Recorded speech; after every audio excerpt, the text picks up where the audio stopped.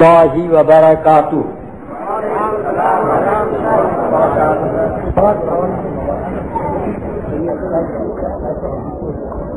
الحمد للہ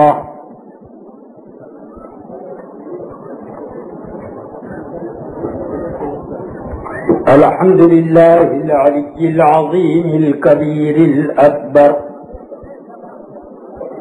والصلاة والسلام على سيدنا ومولانا محمد نوره الأنور، وعلى آله المصابيح الغرر، وأصحابه السرة الزهر،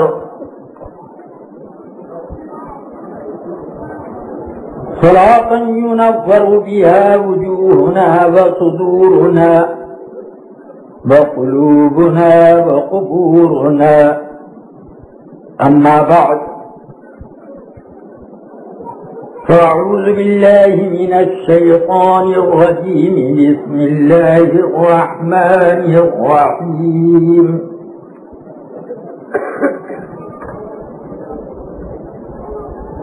أطيعوا الله وأطيعوا الرسول وأولي الأمر منكم، صدق الله العلي العظيم، وصدق رسوله النبي الكريم، عليه وعلى آله وأصحابه أفضل الصلاة وأكمل التسليم۔ نہایت احترام و عقیدت اور عشق و محبت کے ساتھ بارگاہ رسالت میں نذرانے درود و سلام پیش کرنے کی سعادت حاصل کریں۔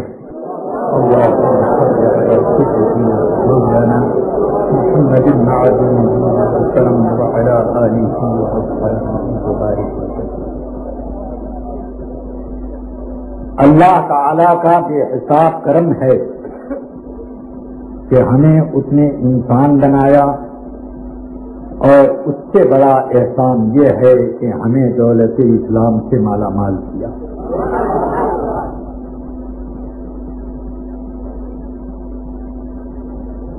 اسی وجہ سے آدمیوں کی دنیا اور آخرت کی سعادتیں حاصل ہوتی ہیں۔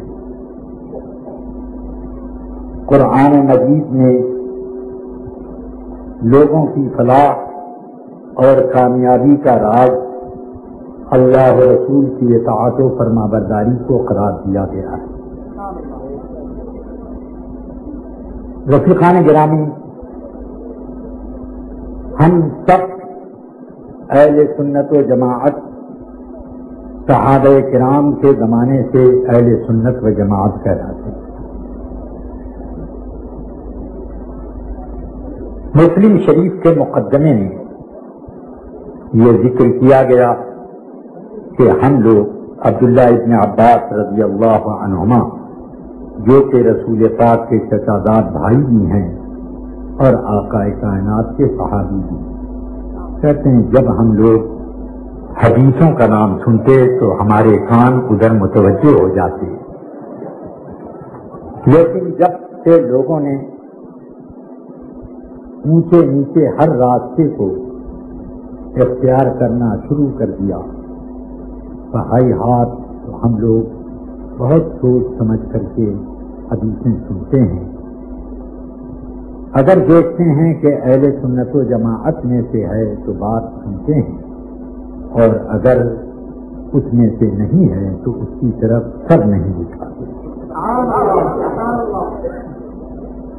اب مجھے سمجھ میں نہیں آتا کہ ہم ایک صحابی کی بات مانیں یا بات کے کسی وہابی کی۔ رفیقان ملت، میں صاف سیدھی بات یہ بتانا چاہتا ہوں کہ اللہ کے اوپر بھی ہمارا ایمان ہے اور رسول اللہ پر بھی ہمارا ایمان ہے، مگر اللہ پر ایمان ہونے کا مطلب صرف اتنا نہیں ہے کہ وہ اس کائنات میں تصرف کرتا ہے، جس کو چاہتا ہے غنی بنائے، جس کو چاہے فقیر، جس کو چاہے بادشاہت دے، جسے چاہے وہ رعایا بنا دے، اتنا ہی نہیں بلکہ یہ بھی مانتے ہیں کہ رب قدیر وہ ہے جو تمام کمالات کا جامع اور ہر قسم کے عیب کے پاس کمالات کی جامعیت کے اندر یہ سارے تصرفات و اختیارات، علمی کمالات، قوت بصر، دیکھنے کی قوت، سننے کی قوت وغیرہ سب کچھ داخل ہے، اور عیب سے پاک ہونے میں ہر چیز جو کہ عقلاً عیب مانی جاتی ہے اس سے اللہ پاک ہے، ایسا پاک کہ اس کی بارگاہ میں اس کا گزر محال ہے۔ اس لیے جیسے آدمی اپنے لیے چوری چماری کو عیب سمجھتا ہے اور جس طرح سے اپنے آپ کو جھوٹا کہنا اپنا عیب سمجھتا ہے کہ کوئی میرے اوپر جھوٹ یا الزام لگائے، اس سے زیادہ رب قدیر کو ہم پاک مانتے ہیں عیب۔ مگر یہ عقیدے کا کمال دیکھو کہ مولوی اسماعیل دہلوی لکھتے ہیں کہ اللہ تعالی جھوٹ بولنے پر قادر ہے، جھوٹ بول سکتا ہے، کیونکہ بندہ جھوٹ بولتا ہے۔ اگر اللہ جھوٹ نہ بول سکے تو بندے کی قوت بڑھ جائے گی اور اللہ کی گھٹ جائے گی، معاذ اللہ۔ اگر دلیل کا یہی انداز رہا کہ بندہ چوری کرتا ہے، اگر اللہ کے لیے چوری ناممکن ہو جائے تو بندے کی قوت بڑھ جائے گی، معاذ اللہ رب العالمین۔ سن لو کہ عیب ہے اور اس عیب کا گزر رب العالمین کی بارگاہ میں ہے۔ جو لوگ اسماعیل دہلوی کو اپنا مقتدا پیشوا مانتے ہیں، ذرا اپنا چہرہ ہمارے سامنے لا کر کے نمائش سے کرانا کہ جن کا خدا معاذ اللہ ایسا کہ جھوٹ بول سکے، یہ ایک عیب ہے، عیب۔ اور اسی طرح ہم یہ بتانا چاہتے ہیں کہ مولوی اسماعیل دہلوی نے اللہ کے لیے ایک اور عیب تقویت الایمان میں لکھ ڈالا۔ کہتے ہیں یہ شان تو اللہ ہی کی ہے، جب چاہیں غیب کا علم حاصل کر لیں۔ کیا مطلب؟ اگر میں آپ سے کہوں کہ یہ تو آپ ہی کی قوت ہے کہ جب چاہیں آپ کسی کو دھکا دے دیں یا کسی گرے ہوئے کو اٹھا دیں، یہ اسی وقت تو کہا جائے گا جبکہ آپ نے نہ کسی کو دھکا دیا ہو اور نہ اٹھایا ہو۔ جب چاہیں آپ یہ کام کر لیں کہ یہ اللہ ہی کی شان ہے کہ جب چاہے غیب کا علم حاصل کر لیں۔ اس کا مطلب ہے کہ اللہ کو ابھی غیب کا علم نہیں ہے، جب چاہیں گے معلوم کر لیں۔ ہم اللہ کے لیے تمام کمالات جامعیت مانتے ہیں کہ وہ ہر شے کا، ذرے ذرے کا، موجودات کا، مخلوقات کا، محدودات کا، محالات کا، سب کا علم رکھتا ہے۔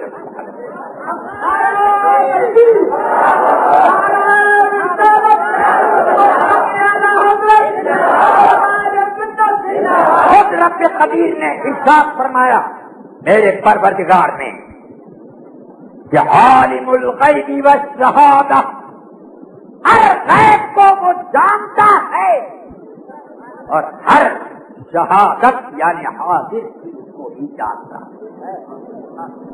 اب ہمارے عقیدے اور ان کے عقیدے میں کچھ فرق ملا آپ کو؟ بس اللہ کی جلالت شان کا منافقانہ خطبہ پڑھنے والے آج اپنے چہرے کو کھول کے باہر بھی ذرا دیکھ لیں کہ کھول لگا لینے سے خوبصورت نہیں ہو جاتا. جب اصل چہرہ سامنے آئے گا تب سمجھ میں آئے گا. رفیقان ملت، اللہ کی عظمت بیان کرنے کا یہ کون سا طریقہ ہے کہ کوئی عظمت کسی کی بیان کرے تو دوسرے کو وہاں پر ذلیل بھی کرتا جائے. مثال کے طور پر میں مولانا کی تعریف کرتے کرتے یہ کہوں کہ ان کے سامنے فلاں مولانا کی کیا حیثیت ہے، کیا جانے وہ، تو یہ مولانا کی تعریف بھلے ہوا کرے مگر دوسرے مولانا کا عیب تو کھل رہا، دوسرے کی عیب جوئی تو ہو رہی. تو اب اگر کہے تقویت الایمان اس طرح ہر مخلوق چھوٹی ہو یا بڑی اللہ کے آگے چمار سے زیادہ ذلیل ہے، اس کا مطلب کیا؟ ارے اللہ کی عظمت بیان کرو مگر ہر چھوٹی بڑی مخلوق کو چمار سے زیادہ ذلیل کرنے کیا مطلب؟ یعنی آپ چمار کو ذلیل بھی مانتے ہو اور پھر اس کو کچھ عزت بھی مانتے ہو مگر بڑی چھوٹی مخلوق کو وہ عزت بھی نہیں مانتے. جبھی تو زیادہ چمار سے زیادہ ذلیل کا کیوں؟ بولنے کا انداز تھوڑا ان لوگوں سے کوئی سیکھے. جھاڑوں کا طور طریقہ انہی کو آتا ہے. ہم لوگ تو سیدھی سادی اپنی زبان جو اردو کی ہے وہی بولتے ہیں مگر ان لوگوں کو بولنے کا ایک عجیب ملکہ ہے کہ گالی دینے میں اور کسی کی ذلت کا پرچم بلند کرنے میں ان لوگوں کا کوئی مقابلہ نہیں کر سکتا. رفیقان ملت یہ کہتے ہیں کہ انبیاء اولیاء کے لیے کسی چیز کے تصرف کا اختیار ماننا اگرچہ یہ سوچ کر کے اللہ نے یہ اختیار ان کو دیا ہے تو وہ اور ابو جہل شرک میں برابر ہیں. یہ ولیوں کا ہوا. اور میں اب آپ لوگوں کو کہوں اگر میں آپ کو یہ اختیار مانوں کہ 4 پیسہ آپ ان کو دینے کا اختیار رکھتے ہیں اگر کہ اللہ کے دیے ہوئے اختیار سے، تو اب آپ ابو جہل کے برابر مشرک ہیں. کیا آپ یہ نہیں سمجھیں گے کہ یہ بالکل جھوٹی بات کہی جا رہی؟ اللہ تعالی نے عام انسانوں کو بھی کچھ اختیار کیا. اٹھنے بیٹھنے کا اختیار، مسکرانے کا اختیار، رونے کا اختیار، داد و دہش کا اختیار، کھلانے پلانے کا اختیار، صاحب سلام کرنے کا اختیار، لوگوں کے دل جیتنے کا اختیار، اور نبی اور ولی کو یہ بھی اختیار نہیں دیا. اب آپ سوچو یہ انبیاء کو گالی دینا ہے کہ نہیں؟ بس کسی چیز کا ہمارے اور اس برادری کے درمیان بہت بنیادی اختلاف ہے. اب آؤ میں یہ کہنا چاہتا ہوں کہ ہم لوگ مقلد ہیں مگر کس بات میں مقلد ہیں؟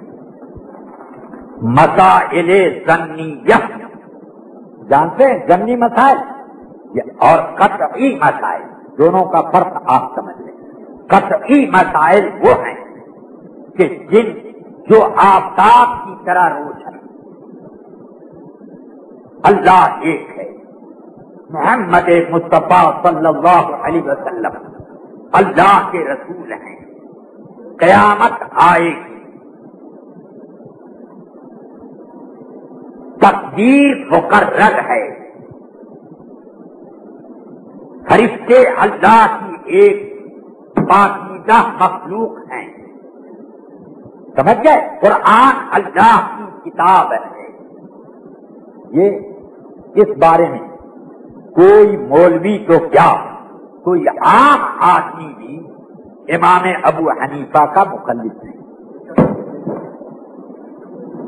اس بات میں بھی ہم امام ابو حنیفہ کے مخالف ہیں کہ نماز 5 وقت کی فرض ہے. فجر میں 2 رکعت فرض ہے، ظہر عصر عشاء میں 4 رکعت، مغرب میں 3 رکعت. اس میں بھی ہم امام ابو حنیفہ کے مخالف نہیں ہیں، بالکل آفتاب کی طرح روشن بات ہے. لیکن اب معاملہ یہ آیا کہ ایک حدیث میں یہ ہے کہ رسول پاک نے نماز شروع کرتے وقت ہاتھ اتنے اونچے کیے کہ انگوٹھے کان کی لو کے برابر آ. ایک حدیث میں ہے کہ ہاتھ اتنے اونچے کیے کہ کاندھے کے برابر آئے. اب دونوں طرح کی حدیث. اب یہاں پر یہ شبہہ ہے کہ یہ زیادہ صحیح ہے کہ یہ زیادہ صحیح ہے. سمجھ گیا؟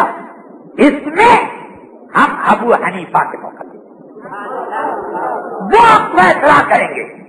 ہمارے پاس نہ اتنا علم ہے، نہ اتنی گہرائی ہے، نہ اتنا تقویٰ ہے، نہ اتنی دیانت ہے، نہ ایسی ذہانت ہے، نہ ہمارے اوپر وہ فقاہت ہے جو ابو حنیفہ کے پاس تھی. اس لیے یہ طے کرنا ان کا حق ہے. حدیث میں یہ بھی ہے کہ رسول پاک نے نماز میں رکوع میں جاتے اور رکوع سے اٹھتے رفع یدین کیا.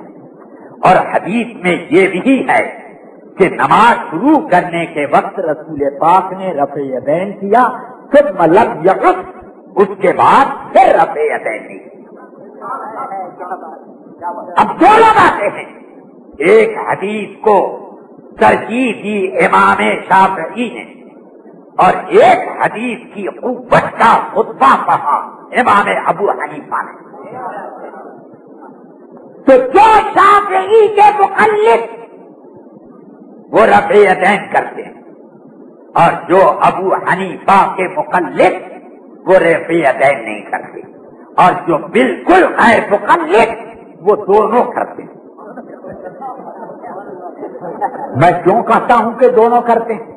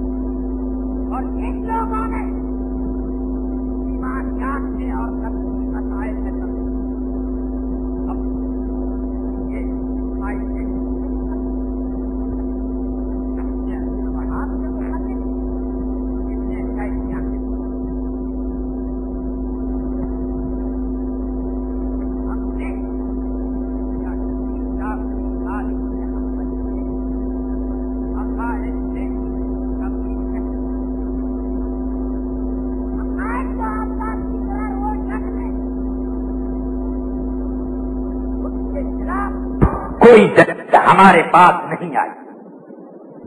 ایک طرح کا بیان قرآن میں آ رہا ہے، اللہ ایک ہے، اللہ ایک آئے گی. ایک طرح کا بیان آ رہا ہے کہ فرشتے ہماری مخلوق ہیں اور ہم نے ہمارے حکم کی اطاعت سے وہ کبھی بھی تھکتے نہیں. یہ اللہ نے بتایا ہے اور اس کے خلاف ایک دلیل بھی نہیں. مگر یہ اجتہادی مسائل اس میں اختلاف ہو جاتا ہے. اس میں دلیلیں دونوں طرح کی ہوتی ہیں، اور کچھ ایسی بھی باتیں ہیں اجتہادی مسائل میں سرے سے وہ مسئلہ ہی نہیں پیدا ہوا، کوئی اس کے بارے میں حدیث نہیں، آیت نہیں، اب ہم کریں کیا؟ یہ مجتہد اپنے اجتہاد سے بتائے گا۔ اب آپ مجھے بتاؤ، رسول اکرم صلی اللہ علیہ وسلم کے زمانے میں جتنے لوگ حج کرنے جاتے تھے یا تو پیدل جاتے تھے، صحیح ہے کہ نہیں، یا اونٹ پر جاتے تھے، یا گھوڑے پر، یا خچر پر، یا کسی سمندری راستے سے آئے تو کشتی سے، یہی طریقہ تھا۔ ہوائی جہاز سے آتے تھے کبھی؟ تو جتنے حاجی اس زمانے میں ہوائی جہاز سے جاتے ہیں سب بدعت فی الحج کرتے ہیں، سب بدعتی ہیں، کیونکہ کسی حدیث سے یہ ثابت نہیں ہے کہ ہوائی جہاز سے سفر کرنا جائز ہے۔ اب ایسا مسئلہ سامنے آیا تو کیا کرے گا؟ کیا کرے گا؟ اس موقع پر اب ہمیں انہی دلیلوں میں غور کر کے مسئلے کو استنباط کرنا پڑتا ہے۔ اب ایسے مسائل میں جو لوگ اہل حدیث ہیں وہ کیا کریں گے؟ حدیث کے علاوہ تو کسی بات پر عمل نہیں کریں گے، وہ سیدھے سے کہہ دیں گے بھائی جب ہوائی جہاز کے بغیر جانے کی کوئی صورت نہیں تو اب حج فرض ہی نہیں، وہ تو یہی کہیں گے، کیونکہ حج کے لیے ناجائز راستہ اختیار کرنا غلط ہے، بدعت کے طریقے پر مت جاؤ، ان کو یہی کہنا چاہیے۔ اور اگر واقعی وہ علم والے ہیں تو ایک حدیث مجھ کو سنا دیں، میں خط غلامی لکھ دوں گا کہ ہوائی جہاز سے حج کا سفر جائز ہے، ایک حدیث سنا دیں، خط غلامی لکھ دوں گا۔ رفیقان گرامی اور عزیزان ملت اسلامیہ، اب آؤ، ان لوگوں کو وسیلے سے بڑی چڑ ہے، حالانکہ سارا کام یہ لوگ وسیلے ہی سے کر رہے ہیں، دنیا کا بھی اور اپنے دین کا بھی جو بے دینی ہے وہ بھی۔ اب بتاؤ کہ یہ اپنے ان کے عوام مسئلہ کیا اللہ سے ڈائریکٹ معلوم کرتے ہیں کہ رسول اللہ کسی وسیلے سے نہ مسئلہ معلوم کرتے ہیں کہ نہیں؟ کوئی مولوی صاحب، کوئی کتاب بردار صاحب، تو اب یہ تو وسیلہ اختیار کریں، یہ صحیح ہے، مگر ہم اگر کسی معاملے میں وسیلہ اختیار کر لیں تو بدعتی ہی نہیں، مشرک بھی۔ اب آؤ، قرآن مجید میں اللہ تعالی نے فرمایا یا ایھا الذین آمنوا اتقوا اللہ وابتغوا الیہ الوسیلہ، اے ایمان والو پرہیزگار بنو، اللہ سے ڈرو اور اللہ کی بارگاہ کے لیے وسیلہ تلاش کرو،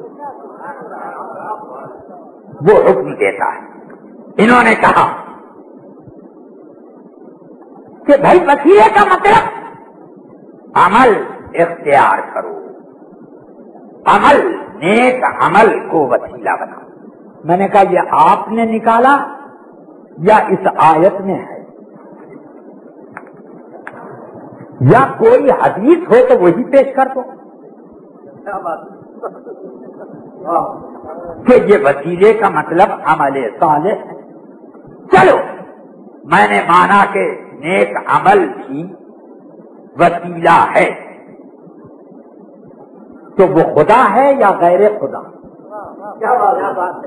اگر خدا نہیں ہے تو غیر خدا کو وسیلہ بنانا جائز۔ پھر ہم بھی جن انبیاء کرام اور اولیاء امت کو وسیلہ بناتے ہیں تو کیا مطلب وسیلہ بنانے کا؟ وسیلہ بنانے کا ان سے محبت کرتے ہیں، ان کی پیروی کرتے ہیں، تو یہ بھی تو ایک عمل ہوا۔ تو وہ عمل وسیلہ بنے اور یہ عمل نہ بنے، یہ خوب بات بنی۔ چلیے، میں 1966 میں مدینہ طیبہ حاضر ہوا۔ حضرت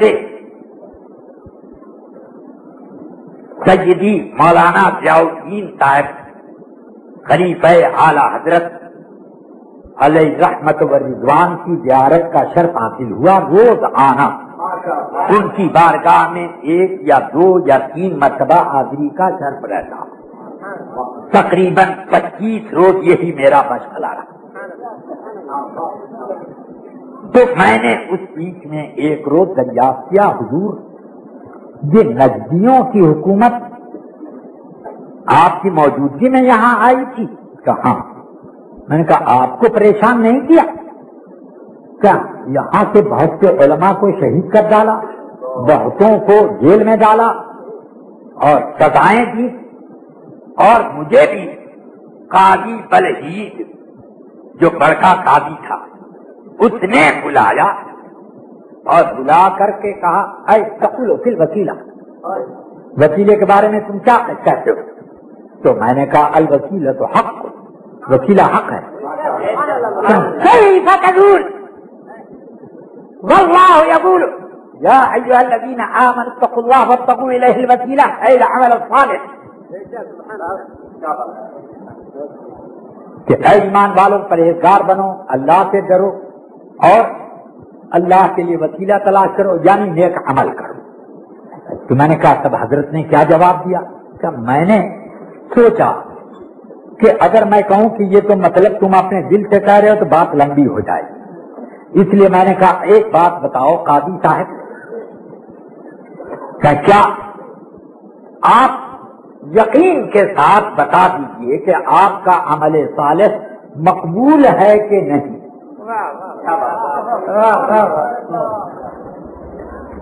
تو انہوں نے کہا کہ نرجو امید ہے، امید ہے۔ کہ نہیں، امید کی بات نہیں، یقین کی بات کر رہا ہوں۔ امید میں بھی تو دونوں ہے، میں بھی میں ناٹ۔ تو اب آپ یقین سے بتائیے مقبول ہے کہ نہیں؟ تو گردن جھکائے بیٹھے رہے، کہنے لگے بھئی امید تو ہے یہی کہ قبول ہوگا۔ کہ نہیں ہے، میں صرف یہ پوچھ رہا ہوں مقبول ہے کہ نہیں۔ کہ ہم کیسے کہہ سکتے ہیں کہ مقبول ہے؟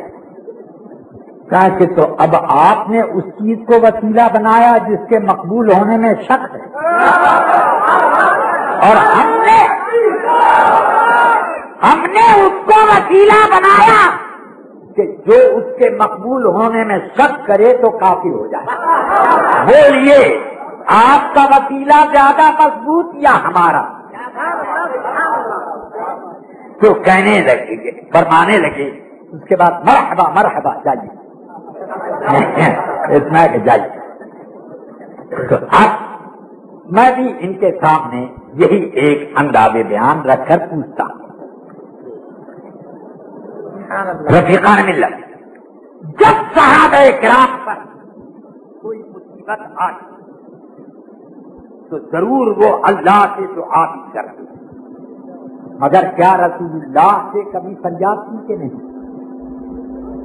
عبداللہ ابن عتیق کو ایک کام کے لیے میرے آقا نے بھیجا، وہ سیڑھی پر سے گر گئے اور پنڈلی کے 2 ٹکڑے ہو گئے، 2 ٹکڑے ٹوٹ گئی پنڈلی۔ رسول پاک نے عرض کیا رسول اللہ، جو کام سپرد تھا وہ تو انجام پا گیا، اللہ نے اس کو پورا کر دیا، مگر میری ہڈی بھی تو 2 ٹکڑے ہو گئے۔ فرمایا علاقہ اپنا پاؤں آگے بڑھاؤ۔ میں نے پاؤں کو محنت کر کے آگے بڑھایا تو آپ نے 1 مرتبہ ہاتھ رکھ کے یوں پھیرا فرماتے ہیں ہڈی جڑ گئی، درد ختم ہو گیا، یہ کیفیت سے معلوم ہی نہیں ہوتا تھا کہ کبھی اس میں چوٹ بھی لگی۔ دنیا میں علاج کا ایسا انوکھا طریقہ کہیں ہے؟ اب صحابی نے جب کہا کہ میری پنڈلی ٹوٹ گئی تو یہ ایسے ہی ہے جیسے کوئی ڈاکٹر کے پاس جائے کہے ڈاکٹر صاحب کھانسی آتی ہے، تو اس کا مطلب کیا ہے؟ علاج کر دیجیے، یا یہ مطلب ہے کہ وہ کھانسی آتی ہے ذرا پیپر میں نکلوا دیجیے؟ یہ مقصود ہے کہ اس خبر کو نیوز پیپر میں نکلوا دیجیے۔ وہ کس لیے کہتا ہے کھانسی؟ تو یا رسول اللہ میری پنڈلی ٹوٹ گئی کا مطلب کیا ہوا؟ آپ اس کو ٹھیک کر دیں۔ میرے آقا نے یہ نہ کہا جا اللہ سے دعا کر، اللہ سے دعا کر، اللہ دے گا۔ خود میرے آقا نے یہ ان کی ہڈی آنن پانن جوڑ کر یہ بتا دیا کہ بخدا خدا کا یہ بھی ہے ڈر، نہیں کوئی اور مفر فقر، جو وہاں سے ہو یہیں آ کے ہو، جو یہاں نہیں وہ وہاں۔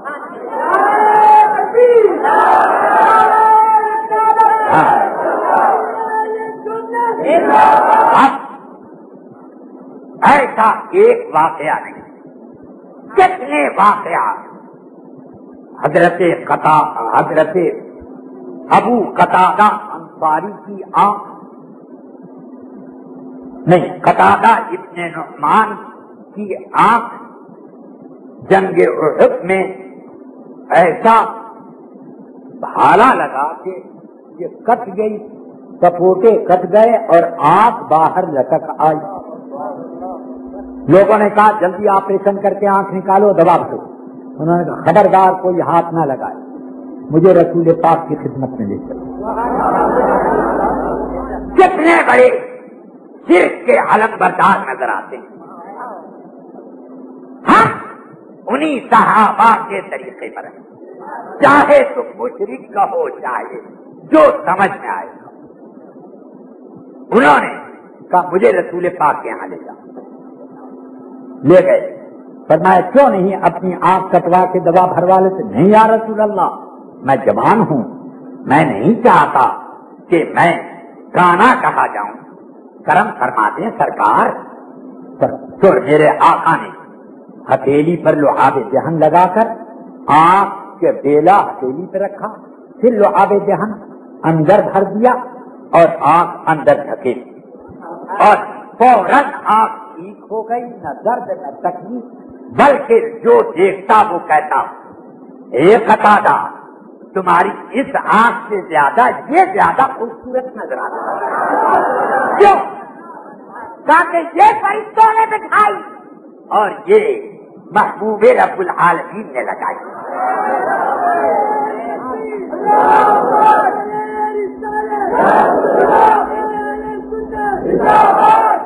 ایک دو مثال نہیں، بخاری شریف کتاب العلم کی حدیث، سیدنا ابو ہریرہ کہتے ہیں میں نے عرض کی یا رسول اللہ بہت حدیثیں سنتا ہوں آپ سے بھول جاتا ہوں، تو فرمایا اپنی چادر پھیلا دو۔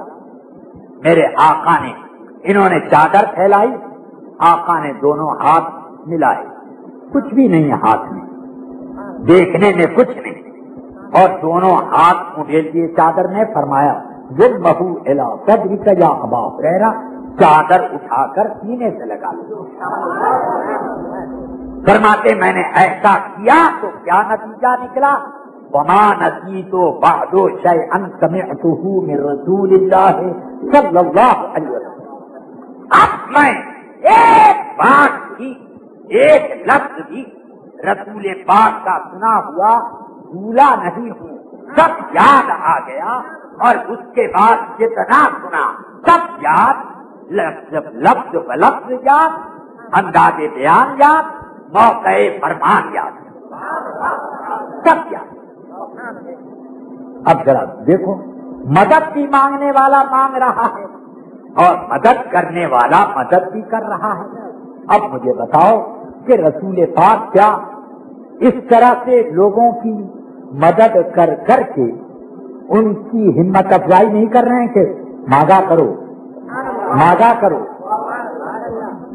یہ در اسی لیے ہے، اللہ نے مجھے صرف دین پھیلانے کے لیے نہیں بھیجا، بلکہ اللہ نے مجھے لوگوں کا کام بنانے کے لیے بھی بھیجا۔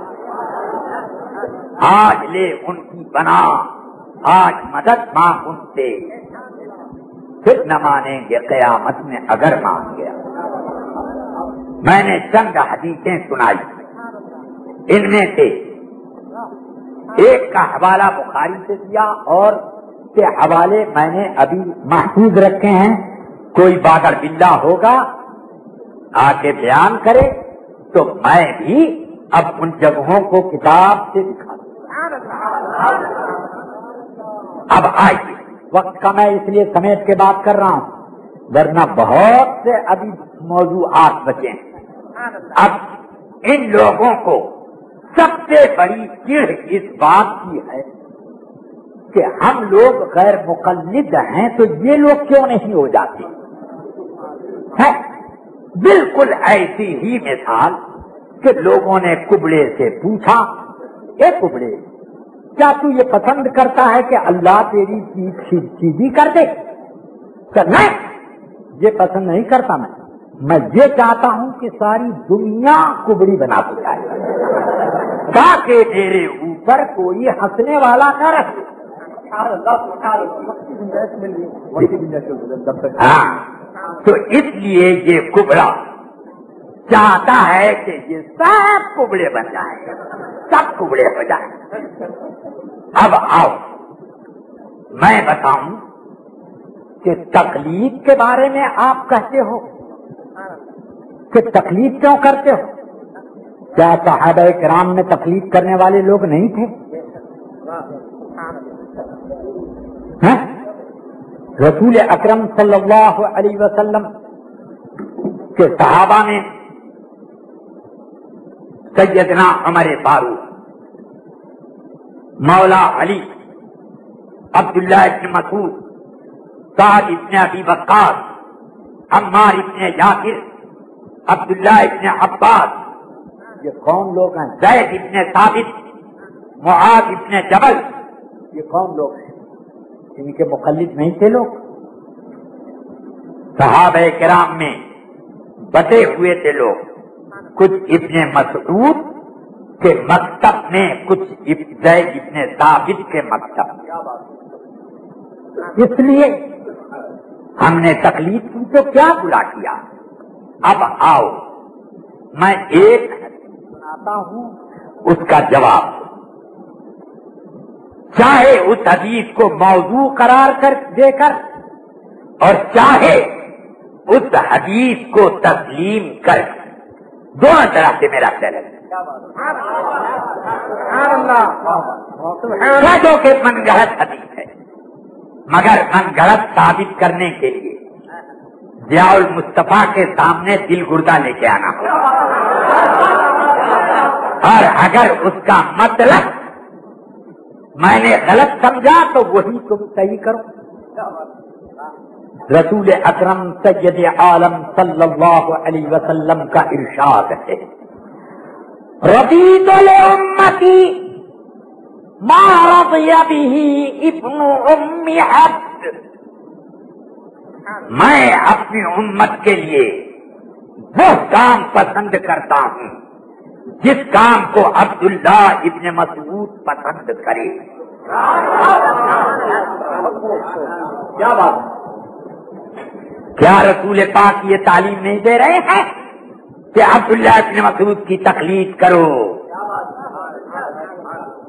میں اپنی امت کے لیے وہ کام پسند کرتا ہوں جس کو عبداللہ ابن مسعود پسند کر لے۔ اب دوسری حدیث یہ لیجیے، مستدرک نے حاکم نے، وہ حاکم نے مستدرک میں اور کہا صحیح علی شرط الشیخین، اور تلخیص میں اسی جگہ امام ذہبی نے کہا صحیح الاسناد. یہ میں نے امام ذہبی کا حوالہ کیوں دے دیا؟ اس لیے کہ آپ کہیں پٹ سے یہ نہ کہہ دو کہ لا یعتمد علی تصحیح الحاکم ولا علی تضعیف ابن الجوزی. اس لیے میں نے یہاں پر امام ذہبی کا نام بھی پیش کر دیا کہ یہ حدیث صحیح الاسناد ہے. لوگوں نے حضرت حذیفہ ابن یمان سے پوچھا کہ اس آیت کا کیا مطلب؟ یا ایھا الذین آمنوا اتقوا اللہ وابتغوا الیہ الوسیلہ. اے ایمان والو، اللہ سے ڈرو، پرہیزگار بنو اور اللہ کی بارگاہ کے لیے وسیلہ اختیار کرو. اس کا مطلب کیا ہے؟ میں نے حدیث کا حوالہ دے دیا ہے. ہاں اب سنیے تو حضرت حذیفہ کیا جواب دیتے ہیں؟ لقد علم المحفوظون من اصحاب محمد ان ابن ام عبد لمن اقربهم الى الله وسيلة.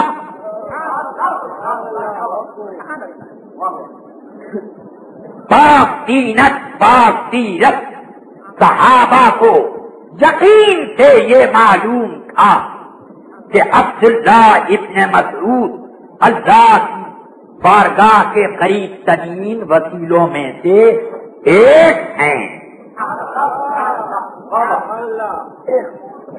اس کا مطلب یہ ہوا کہ اللہ کی بارگاہ کے لیے وسیلے بہت سے ہیں اور قریب ترین وسیلے بھی ہیں، اور ان میں سے ایک قریب ترین وسیلہ عبداللہ ابن مسعود ہے. وسیلہ اس میں عبداللہ ابن مسعود کو بتایا. یہ کس وقت کی نماز کا نام عبداللہ ابن مسعود ہے؟ کس مہینے کے روزے کا نام ہے؟ یا کس قسم کے عمرے کا نام ہے عبداللہ ابن مسعود؟ کس چیز کا نام ہے؟ کسی شخصیت کا تو نام ہے، رسول پاک کے صحابی کا نام ہے. اب معلوم یہ ہوا کہ شخصیتوں کو بھی وسیلہ بنایا جاتا ہے، اور یہ بھی معلوم ہوا کہ عبداللہ ابن مسعود اللہ کی بارگاہ کا قریب ترین وسیلہ ہیں. ان کا دامن پکڑ لو، ان کی تقلید کر لو، پہنچ جاؤ. وسیلہ بھی ثابت ہوا، تقلید بھی ثابت ہوا. اب آئیے، یہ لوگ کہتے ہیں تقلید تو من گھڑت چیز ہے. ارے بزرگ لوگوں کا لباس اور قبہ جبہ لگا لینے سے آدمی بزرگ تھوڑی ہوتا ہے. میں کہتا ہوں بے شک بہروپ یہ لوگ ایسا ہی کرتے ہیں، اور آپ لوگوں کے کرتے اسی قسم کے ہیں، مگر اور داڑھی بھی کچھ ویسی ہی شان رکھتی. ہاں ایک بات مجھے کہنی ہے کہ ہم صرف لبادہ نہیں لیتے، ان بزرگوں کو مانتے بھی ہیں. اور ماننے کا مطلب یہ کہ ان کو خدا کی بارگاہ کے احکام، رسول پاک کی بارگاہ کے احکام پہنچانے کا وسیلہ سمجھتے ہیں. اور یہ لوگ اپنی طرف سے نہیں کرتے. ایک صاحب ہمارا ضلع ہے مئو، اتر پردیش میں، ایک صاحب آئے، انہوں نے ہاتھ بڑھایا مسافر کی. ایک ہاتھ. میں نے کہا ایک ہاتھ کیوں بھائی، دوسرے میں کوئی زخم ہے کیا؟ نہیں، ایک سے سنت ہے. میں نے کہا اچھا، یعنی مسافر میں بھی توحید اپنی ظاہر کرتے ہو. اچھا چلو. میں نے کہا کہ کس حد سے سنت ہے؟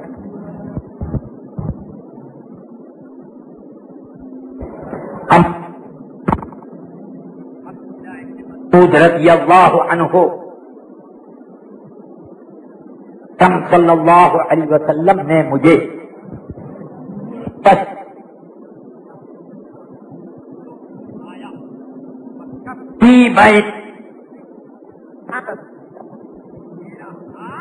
حضور کے دونوں ہاتھوں کے بیچ میں تھا.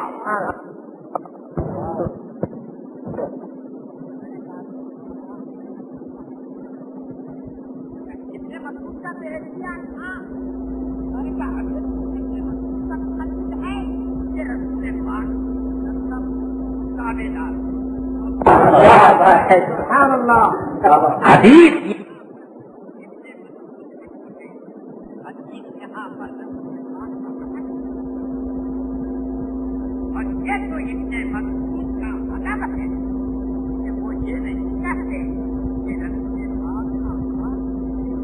آپ کے بیچ میں اب چلو تم تو ہو کس پارٹی کے اہل حدیث؟ میں نے کہا تب تو لاکھوں حدیثیں آپ کو یاد ہوں گی. تو نہیں تو میں نے کہا 1000 10,000 5,000 کا نہیں. میں نے کہا سینکڑے کے حساب سے کہیں نہیں. میں نے کہا اچھا کتنی حدیثیں یاد ہیں؟ کہ کچھ بھی تو نہیں ہے. میں نے کہا کہاں سے اہل حدیث ہو گئے؟ اہل حدیث کا تو مطلب کہ حدیثوں کا حافظ. ایک ساتھ کہنے لگے میں حافظ قرآن. میں نے کہا کون کون سی سورہ یاد ہے؟ سورہ نون والقلم یاد ہے اور سورہ معارج یاد ہے؟ کہ نہیں. میں نے کہا سورہ بقرہ نہیں. میں نے کہا بانر کہاں سے تو حافظ کی ہو گیا؟ تجھے یاد ہی نہیں اور حافظ کی ہو گئی. تو ایک حدیث یاد نہیں کیسے اہل حدیث ہو گئی؟ اس لیے تم مت کہا کرو کہ نہیں ہم لوگ حدیث پر عمل کرتے ہیں اس لیے اپنے کو اہل حدیث کرتے. میں نے کہا خوب تو مجھے ایک حدیث سنا دو جس پر تم عمل کرتے ہو. رکوع میں کیا پڑھتے ہو اور کس حدیث سے؟ کہ وہ تو ہم کو نہیں معلوم ہے. وہ حدیث ہم کو نہیں معلوم ہے. میں نے کہا تب پھر کیسے پڑھتے ہو؟ تب حدیث پر عمل کیسے کرتے ہو تم؟ ہمارے مولانا بتاتے تھے کہ حدیث میں ایسے ہی ہے. میں نے کہا مولانا ابو حنیفہ وید اور مہا بھارت پڑھ کے بتاتے ہیں کہ مہا بھارت میں ایسے ہی اس لیے عمل کرو. وہ کہاں سے بتاتے ہیں؟ ہم کو وہ قرآن اور حدیث سے بتانے تو ہم اہل حدیث نہ ہوئیں اور ہم کو ہزاروں حدیثیں از پر یاد ہیں. اہل حدیث نہ کہلائیں. اور تم بغیر یاد کیے اور بغیر حوالہ جانے حدیثیں کرو تو حدیثوں پر عمل نہیں ملا کے کہے پر عمل کرو تو تم اہل حدیث ہو جاؤ. یہ بات انصاف کی نہیں. میں نے کہا یہ گڑبڑ بات کرتے ہو. امام ابو حنیفہ فرماتے ہیں کہ رفع یدین مت کرو اس وجہ سے کہ عبداللہ ابن مسعود رضی اللہ عنہ اور برا ابن عازب رضی اللہ عنہ سے روایت ہے کہ آقا کائنات نے تکبیر تحریمہ کے وقت ہاتھ اٹھائے ثم لم یعد اس کے بعد پھر ہاتھ نہ اٹھائے.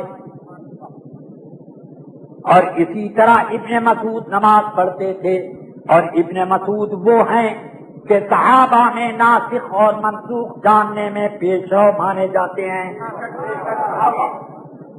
ابن مسعود تو وہ ہیں کہ رسول پاک جن کو کہیں کہ یہ جس کو پسند کریں میں بھی پسند کرتا ہوں.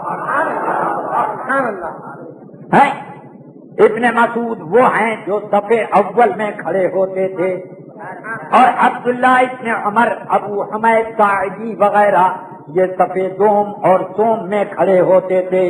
تو بتاؤ صف اول والا زیادہ جانتا ہے کہ کئی مرتبہ ہاتھ اٹھائے کہ صف دوم اور سوم والا کون جانتا ہے؟ اول والا.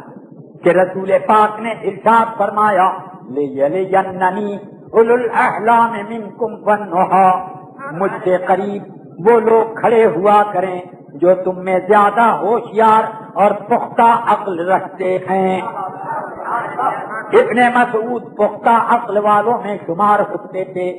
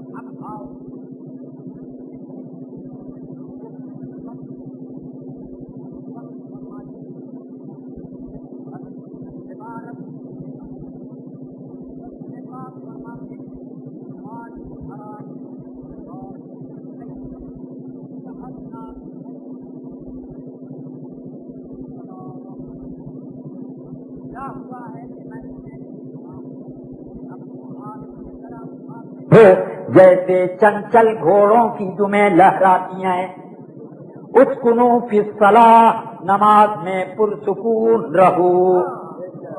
بس صرف اسکنوا فی الصلاۃ سے میں استدلال کرنا چاہتا ہوں، میں بتانا چاہتا ہوں کہ صرف تکبیر تحریمہ میں ہاتھ اٹھانا اور باقی وقت نہ اٹھانا، اور رکوع اور سجدوں میں بھی اٹھانا، جاتے رکوع میں جاتے اور اٹھتے اٹھانا، بولو ان میں پرسکون نماز کون جاتا ہے؟ جس میں رفع یدین نہ ہو وہ پرسکون ہے، یا بار بار ہاتھ جھاڑا جائے وہ پرسکون؟ اسکنوا فی الصلاۃ میرے آقا نے فرمایا، بس اس عبارت سے میرا استدلال ہے۔ ہاں تو اس لیے یہ لوگ حدیث تو پڑھتے نہیں ہیں، ان کے ملا لوگ بھی مقلد ہیں۔ میں نے کہا کہ وہ مئو والے سے کہا کہ سن تو بھی مقلد میں بھی مقلد، مگر تھوڑا سا فرق، بہت بڑا فرق ہے۔ کہ کیسے مقلد میں نے کہا دیکھ تمہارے ملا جی کہتے ہیں کہ حدیث میں اور قرآن میں ایسا ہی ہے، اس لیے ایسے کرو، تو ان کے کہے پہ تم نے عمل کیا۔ امام ابو حنیفہ اور ان کے اصحاب نے کہا قرآن و حدیث میں ایسے ہی ہے، ہم نے بھی اسی پر عمل کیا، ہم مقلد کہلائے ابو حنیفہ اور ان کے اصحاب کے، اور تم مقلد کہلائے اپنے ملا جی کے۔ فرق اتنا ہے، بڑا زبردست فرق، کہ تم جھٹوا ملا کے مقلد، 420 چٹنگ باز کے مقلد، لالچی ہتھ پھروا کے مقلد، اور ہم اس کے مقلد جس کے علم کی ٹکر کا اس کے زمانے میں کوئی نہ تھا اور اب تک کوئی نہ ہوا، جس کے تقوی کی مثال اس زمانے میں بھی نہ تھی، اب بھی نہیں، جس کی ذہانت بے مثال، جس کی دیانت بے مثال، جس کا تقوی بے مثال، جس کا علم بے مثال، اور ان کے بارے میں حضرت سیدنا امام باقر کے پاس یہ شکایت پہنچی کہ یہ اپنی رائے پر فتویٰ دیا کرتے ہیں، تو حضرت امام اعظم حج کے لیے گئے تھے، مقام ابراہیم پر امام باقر رضی اللہ عنہ سے ملاقات ہو گئی، آپ نے مصافحہ کر کے دستبوسی کی، تو فرماتے ہیں سیدنا امام باقر کہ کہاں سے آئے ہو؟ کہا میں کوفے سے آیا۔ کیا نام ہے؟ کہا ابو حنیفہ نام ہے۔ کہا کہ وہی ابو حنیفہ جو رسول پاک کی حدیثوں کے مقابلے میں اپنی رائے پر فتویٰ دیتا ہے؟ کہا کہ حضور وہی ہوں، مگر یہ خبر آپ کو میرے بارے میں صحیح نہ پہنچی۔ کہ نہیں پہنچی، صحیح نہ پہنچی؟ تو ہاں آپ ہی یہ مجھے بتائیں کہ عورت زیادہ کمزور ہے کہ مرد؟ کہاں عورت زیادہ کمزور ہے؟ تو فرماتے ہیں تو اس اعتبار سے رائے کا فیصلہ یہ ہے کہ عورت کو وراثت زیادہ ملے اور بیٹوا کو کم ملے، بٹیا کو زیادہ ملے، کیونکہ وہ کمزور ہے، یہ تو محنت سے کما کے کام چلا لے گا۔ مگر میں قرآن کی آیت پر فتویٰ دیتا ہوں اور اس عقلی رائے کو ٹھوکر مارتا ہوں، اور یہ بھی بتائیں کہ نماز اللہ کے ہاں زیادہ اہم ہے کہ روزہ؟ تو فرمایا کہ نماز کی اہمیت زیادہ ہے۔ تب رائے اور عقل کا تقاضا یہ ہے کہ حیض کے زمانے میں عورتوں کی جو نماز چھوٹے وہ قضا پڑھے، اور جو روزہ چھوٹے اس کی قضا نہ کرے، کیونکہ نماز اہم ہے، قضا کرے۔ مگر میں فتویٰ یہی دیتا ہوں کہ رسول پاک نے فرمایا کہ نماز کی قضا نہ کرے، روزے کی قضا کرے۔ آپ یہ فرمائیں کہ پیشاب زیادہ ناپاک ہے یا منی کا پیشاب زیادہ ناپاک ہے؟ تو میں عقل کی روشنی میں یہ سمجھتا ہوں کہ آدمی جب جب پیشاب کرے غسل کرے، اور منی نکل جائے تو وضو کر لے، یہ عقل کا تقاضا ہے۔ مگر میں فتویٰ یہ دیتا ہوں کہ پیشاب پر وضو فرض ہے اور منی پر غسل فرض ہے۔ تو امام باقر رضی اللہ عنہ نے پڑھ کر امام ابو حنیفہ کی پیشانی چوم لی، کہا دعائیں دی اور فرمایا کہ اللہ کا شکر ہے کہ تمہارے جیسے لوگ امت میں موجود ہیں جو دین کی حفاظت کرتے ہیں۔ سمجھ گئے؟ تو امام کے زمانے میں جب مخالفت ہوتی تھی تو آج کل کے بہروپیہ لوگ اگر کرتے ہوں تو کیا بہت بڑی بات ہے۔ اب آئیے بہروپیوں سے ایک حدیث بخاری سے پڑھ کر میں سوال کرنا چاہتا ہوں، اس کا جواب دیں۔ بخاری شریف باب غزوۃ بنی قریظہ، سیدنا عبداللہ ابن عمر کی حدیث فرماتے ہیں رسول اکرم صلی اللہ علیہ وسلم نے اپنے صحابہ سے فرمایا تم لوگ تیزی سے جاؤ، بنو قریظہ یہودیوں کے محلے میں پہنچو، وَلَا يُصَلِّيَنَّ أَحَدُكُمُ الْعَصْرَ إِلَّا فِي بَنِي قُرَيْظَةَ، تم میں سے کوئی بھی عصر کی نماز نہ پڑھے مگر بنو قریظہ کے محلے میں پہنچ کر۔ صاف صریح ہے بات؟ نماز کہاں پڑھے گا آپ؟ رسول پاک کا حکم ہے۔ رسول پاک اگر اپنی زبان سے فرمائیں اور جو سنیں اس کے لیے یہ حکم سننا دلیل قطعی ہے، کوئی شبہ نہیں ہے کہ نبی پاک نے فرمایا۔ جس طرح سے نبی پاک سے قرآن کا سننا قرآن ہونے کی دلیل قطعی، حدیث کا سننا رسول پاک سے یہ اس صحابی کے حق میں دلیل قطعی۔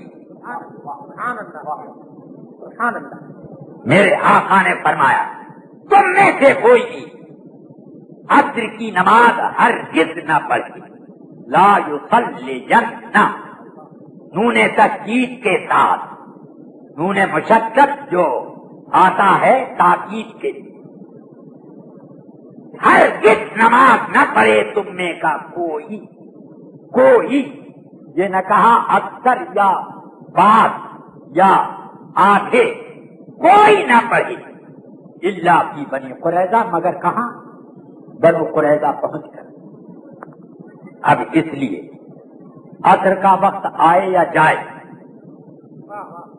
رسول کے حکم پر عمل کرنا فرض ہے۔ مگر آؤ. سیدنا عبداللہ ابن عمر فرماتے ہیں بخاری شریف کی حدیث، راستے میں عصر کا وقت ہو گیا.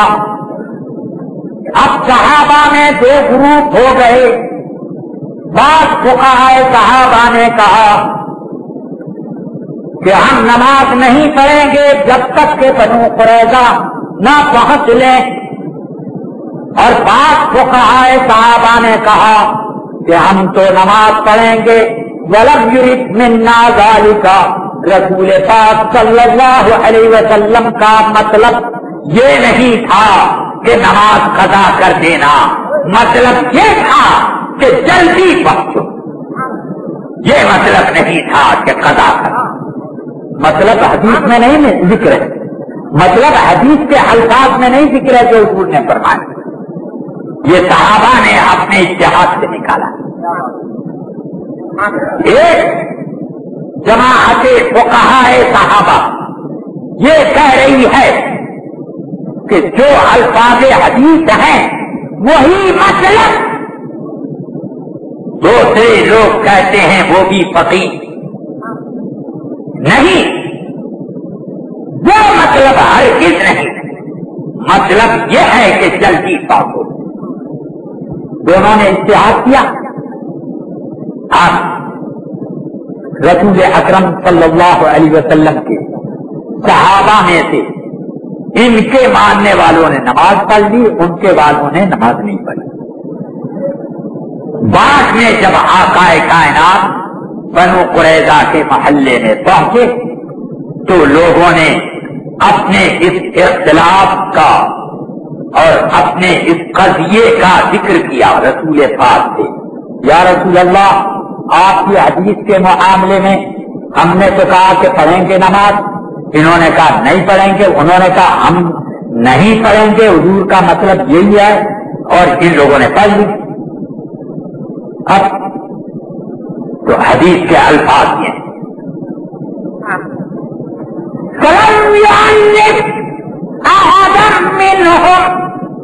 رسول پاک نے ان دونوں گروپ میں سے کسی کی سرزنش نہ کی، کسی کو نہ ڈانٹا پھٹکارا، سکوت اختیار کر دیا. کیا مطلب نکلا کہ مجتہد کو جب فیصلہ کرنے کے لیے موقع پر رسول پاک نہیں ملے تو اسے اپنے اجتہاد پر عمل کرنا واجب ہے، اور مقلد کو اپنے مجتہد کی پیروی لازم ہے.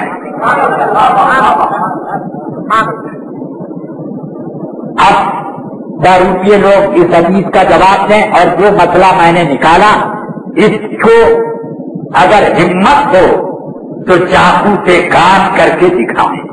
ہاں اب آئیے درود پاک اللہم صلی علی سیدنا و مولانا محمد ماجم الجود والکرم وعلی آلہ واصحابہ وبارک وسلم. رفیقان کرام، مسجد سفر سے یہاں آیا، فلائٹ سے اترا، ابھی قیام گاہ پہ نہیں پہنچا. ایک جگہ زبیر بھائی کیا منزل کر کے چائے پی ہے اور چلا ہے. ہاں اب اس لیے میں نے ذکر کیا کہ خود لمبا بیان نہیں کروں گا، ورنہ وہ تو ہے مگر قوت ذرا تھی ہوئی ہے. ہاں رفیقان کرام، اللہ نے فرمایا اللہ کی اطاعت کرو اور رسول کی فرما برداری کرو.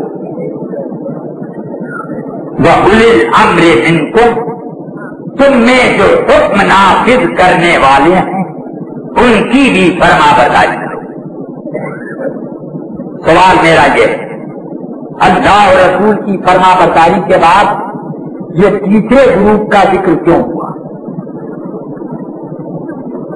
کیوں ذکر کیا کہ اولو الامر کی بھی پیروی کرو، ان کی بھی اطاعت و فرما برداری. اللہ رسول کے بعد کسی تیسرے کی ضرورت کیا ہے؟ اس کے دو مطلب ہیں. ایک مطلب یہ ہے کہ کچھ لوگ ایسے پیدا ہوں گے جو قال اللہ قال رسول پڑھ کر غلط مطلب نکالیں گے، جیسے ابن تیمیہ، قاضی شوکانی، جس کا میں بزرگوں سے ایک بخار کا تعویذ مجھے ملا، جس کے بارے میں کہ لکھ کر کے دے دے بخار والے کو، بخار بھاگ جائے گا۔ اے سب بسم اللہ الرحمن الرحیم، اے سب اگر تو بدتر کا بنے فلاں ابن فلاں باجی در عذاب قاضی شوکانی گرفتار خواہش، اے بخار اگر تو فلاں ابن فلاں کے بدن میں رہے گا تو قاضی شوکانی کے عذاب میں گرفتار ہو جائے گا۔ پہلا دیا گلے میں آدھا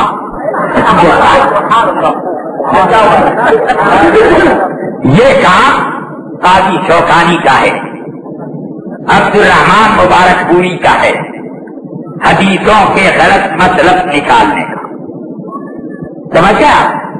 اس لیے ضرورت پڑی کہ یہ بیان کر دیا جائے کہ ہر ایک کا قال اللہ قال رسول پڑھنا نہیں سنا جائے گا، بلکہ اولو الامر سے سنا جائے گا۔ اولو الامر کون لوگ ہیں؟ امام شافعی نے کہا کہ وہ علماء صاحب فقہ کہ جو مسائل بتاتے ہیں ان کی پیروی کرو۔ اولو الامر سے مراد بادشاہ اور دوسرے حکام نہیں ہے، کیونکہ بادشاہ اور حاکم اگر عالم ہیں تو عالم ہونے کی وجہ سے ان کی پیروی، اور اگر عالم نہیں ہے تو عالم سے پوچھ کر وہ فیصلے کریں اور لوگوں کو ایک راستہ بتائیں۔ یہ پوچھے بتائیں گے تو ان کی اطاعت نہیں ہے کہ رسول پاک کی حدیث بخاری شریف میں ہے، فرماتے ہیں لا طاعت لمخلوق فی معصیت الخالق، کسی مخلوق کی فرما برداری اللہ کی نافرمانی میں نہیں کی جائے گی، ایسے نہیں کی جائے گی کہ اللہ کی نافرمانی۔ اس لیے کسی حاکم کی فرما برداری نہیں ہے جب تک کہ وہ اللہ اور رسول کے حکم کے مطابق نہ دے، اور اللہ اور رسول کا حکم کون بتائے گا؟ یہ علماء بتائے۔ اب چلو ایک بات یہاں پر اور سن لیں، رسول پاک پر قرآن نازل ہوا، اس میں ارشاد فرمایا اللہ تعالی نے فاسألوا اہل الذکر ان کنتم لا تعلمون، اگر مسائل دین تم نہیں جانتے ہو تو عالموں سے پوچھ کر اس پر عمل کرو، عالم سے پوچھ کر عمل کرو۔ تو تکلیف تو عالم کی ہوئی۔ یہ کہنے لگے ارے بھائی کسی بھی عالم سے پوچھ لو، میں نے کہا تب عالم کے پوچھے ہوئے پر عمل نہیں ہوگا، اپنی پسند ناپسند پر عمل ہوگا، سمجھ گئے؟ مثلا امام ابو حنیفہ نے ایک حدیث کی روشنی میں یہ استنباط کیا کہ بدن سے خون نکل جائے تو وضو ٹوٹ جاتا ہے، امام شافعی کہتے ہیں وضو نہیں ٹوٹتا، امام ابو حنیفہ کہتے ہیں عورت کو ہاتھ لگ جائے تو وضو نہیں ٹوٹے گا، امام شافعی کہتے ہیں عورت کو ہاتھ لگ جائے تو وضو ٹوٹ جائے گا، سمجھ گئے؟ اب آپ عالموں سے مسئلہ پوچھو، ایک عالم نے بتایا کہ وضو ٹوٹے گا، ایک نے کہا نہیں ٹوٹے گا، ایک نہ خون سے وضو نہیں ٹوٹے گا، ایک نہ ٹوٹے گا۔ اب آپ کا خون بھی نکل رہا ہے، عورت کو چھو بھی رہے ہیں، کہہ رہے بھائی ہم نے عالم ہی کے کہنے پر تو عمل کیا۔ ابو حنیفہ نے کہا کہ عورت کو چھو جانے سے وضو نہیں ٹوٹتا، اس پر ہم نے عمل کیا۔ شافعی نے کہا خون نکلنے سے وضو نہیں ٹوٹتا، اس پر ہم نے عمل کیا، عالم کے کہنے ہی پر تو عمل کیا۔ میں کہتا جھوٹا تو نے اپنی آسانی پر عمل، اپنی طبیعت میں جس میں سہولت ملی اس پر عمل کیا، تو طبیعت پر عمل کیا، طبیعت پر نہیں۔ اس لیے ضرورت ہے کہ آدمی تقلید شخصی کرے۔ اس لیے قرآن میں اللہ نے فرمایا ان اتبع ملت ابراہیم حنیفا، تمام انبیاء کی ملت واحدہ ہے، مگر جو اللہ نے ان اتبع ملت ابراہیم کا یہ بتانے کے لیے کہ تقلید شخصی کی راہ متعین ہے،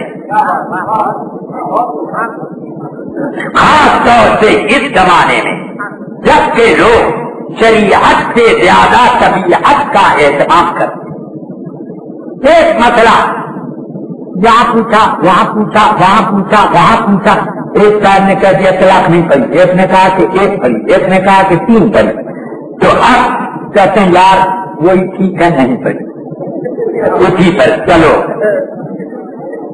ملا لوگوں سے جان تو چھوٹی، مہری مل گئی، بس کافی ہے۔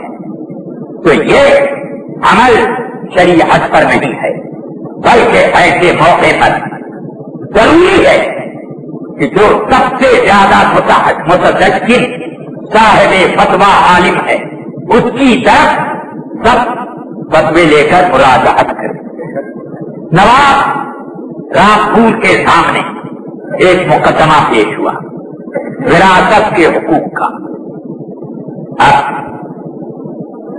جتنے علماء سب نے لکھ دیا کہ فلاں کو وراثت نہیں ملے گی، نہیں ملے گی، نہیں ملے گی۔ اب گھومتے گھومتے وہ فتویٰ بریلی شریف میں اعلیٰ حضرت کے والد صاحب کی خدمت میں آیا۔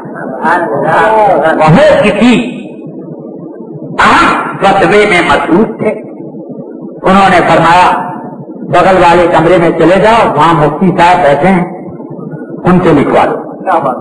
آئے، اس وقت ابھی اعلیٰ حضرت کی داڑھی بھی نہیں نکلی تھی، آئے چھانپ کے دیکھا کہ ایک صاحب زادے بیٹھے ہیں،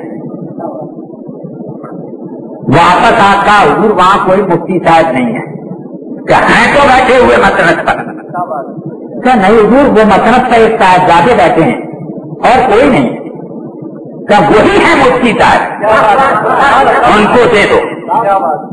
اب اعلیٰ حضرت نے سب فتوے پڑھے اور اس کے بعد اب جواب لکھا، سارے فتووں کی کمی ظاہر کر کے، اور پھر اصل حکم آپ نے لکھا کہ اصل حکم کے اعتبار سے فلاں کو وراثت ضرور ملے گی، اتنی ملے گی۔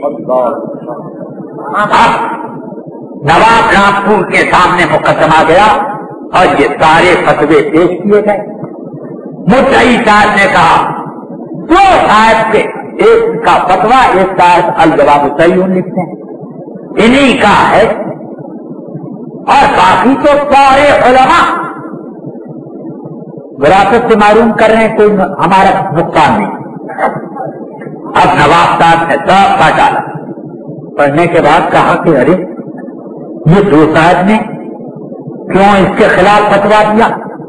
اب غور سے دیکھا تو سمجھ میں آیا کہ نہیں، یہ زیادہ کبھی معلوم ہوتا ہے۔ اس زمانے میں رامپور میں سب سے بڑے مفتی حضرت مولانا مفتی ارشاد حسین صاحب علیہ الرحمہ تشریف فرما تھے۔ نواب نے ان کو بلایا کہ حضرت ان فتووں میں سے ایک پر آپ کا بھی دستخط ہے اور بہت سے علماء کا، اور اس کے خلاف یہ دو مولوی صاحب کا فتویٰ ہے، آپ فیصلہ کیجیے ان میں کون صحیح۔ اب انہوں نے دیکھا، دیکھنے کے بعد کہا صحیح تو یہی ہے، یہ دو صاحب کا جو ہے، اور یہ غلط ہے۔ تو آپ اتنے علماء نے دستخط کر دیا تھا، دستخط اس لیے کر دیا کہ میرا لوگوں نے دستخط دیکھا تو سب لوگوں نے دیکھا دیکھی دستخط کر دیا، یہ بات تھی۔ تو اب مجھے یہ بتانا ہے کہ اس طرح سے مسائل کی تحقیق بھی کی جاتی ہے۔ اب آؤ ذرا ان بزرگوں کی خبر تو لے لوں۔ حضور رسول پاک صلی اللہ علیہ وسلم کی یہ حدیث وہ لوگ بھی پڑھیں، میں تو پڑھ ہی رہا ہوں۔ جس راستے پر عمر چلے گا اس پر شیطان چل ہی نہیں سکتا۔ کیا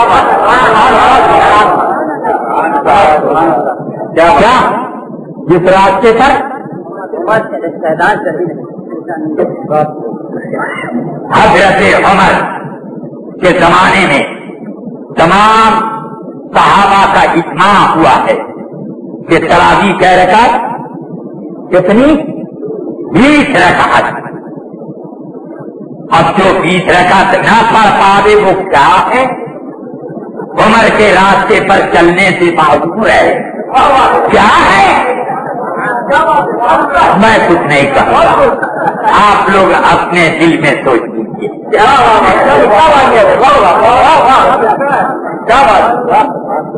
حضرت عمر کہتے ہیں 3 طلاق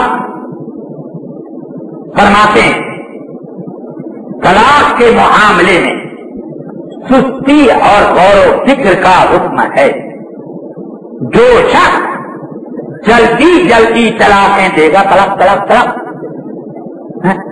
تجھے طلاق طلاق طلاق ایسے جو جلدی کرے گا تو ہم اس کی طلاق نافذ کر دیں گے،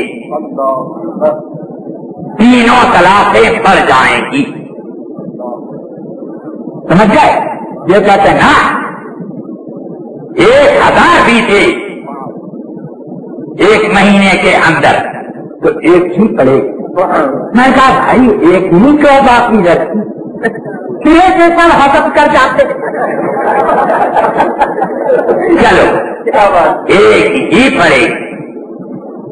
یہ تو سمجھ میں نہیں آتا کہ میں تمہیں 3 گالیاں دوں، کہو کہ 1 ہی ہے۔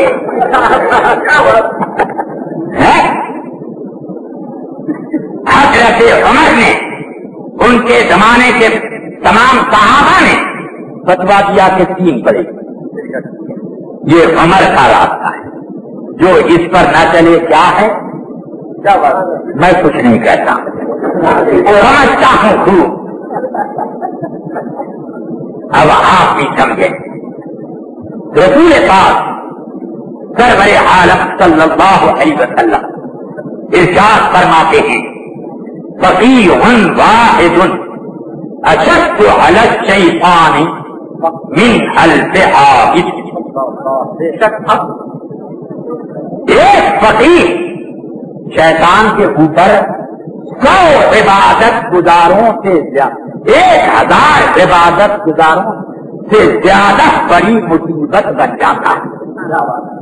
ایک آدمی نماز پڑھے جب بھی شیطان پر مصیبت ہو، 2 پڑھیں جب بھی، روزہ رکھیں 1 2 4 شیطان پر مصیبت ٹوٹنے لگتی، تلاوت کریں تو بھی، تہجد پڑھیں تو بھی، اوابین اشراق پڑھیں تو بھی، جتنی بھی نفلی عبادت کریں ریاضت کریں، شیطان کو بڑی تکلیف ہوتی، مگر ایک فقیہ ہو تو 1000 عبادت گزاروں سے زیادہ اسے شیطان کو تکلیف پہنچتی، مصیبت ٹوٹنے لگتی۔ سمجھ گئے؟ اس لیے ایک ابو حنیفہ پیدا ہوتا ہے تو کربلا جاتے ہیں۔ سمجھ گئے؟ لوگ مسجد نماز پڑھتے ہیں، ان کو تکلیف ہوتی ہوگی کہ کیوں نہیں رہتے ادائن کرتے، کیوں نہیں یہ کرتے وہ نہیں کرتے، مگر سوال یہ ہے کہ ابو حنیفہ ہی سے فلسفہ کرنے کی کیا ضرورت پڑی؟ کیوں ضرورت پڑی؟ اس لیے کہ لاکھوں میں ابو حنیفہ جس پر زیادہ مصیبت بن کے ٹوٹا، جس پر مصیبت بن کے ٹوٹا وہ دل دلایا۔ اب میں نہیں کہتا کہ رسول پاک نے یہ جو فرمایا اس کا مطلب کیسے سکورا کہ ایک فقیر شیطان پر مصیبت بن جاتا ہے، اتنی بڑی مصیبت کہ 1000 سے 1000 عبادت گزاروں سے اتنی بڑی مصیبت نہیں ہوتی۔ میں تو فقیر نہیں ہوں مگر فقیروں کا غلام اور سب سے بردار، مگر مجھے سے ان کو کتنی تکلیف ہوتی ہے۔ اب پہچان لو کہ کیوں تکلیف ہوتی ہے، کیا ہے یہ، کیوں تکلیف ہوتی پہچان۔ اب آؤ بخاری شریف کی حدیث اور ان کا مسئلہ فرماتے ہیں کہ کوئی آدمی حیض کے زمانے میں طلاق دے دے تو نہیں پڑے گی، ایک دے یا 101 طلاق پڑے گی ہی ہے۔ عورت حیض میں ہے اور میاں صاحب کو نے آؤ دیکھا نہ تھا، کھائے کھائے بندوق چلانی شروع کر دی، طلاق طلاق طلاق، تو ایک بھی نہیں پڑے گی۔ کیا خوبصورت مسئلہ ہے۔ یہ چاہتے ہیں کہ منمانی کرو، کوئی ہم پر اعتراض نہ کر سکے۔ سمجھ میں آئی بات؟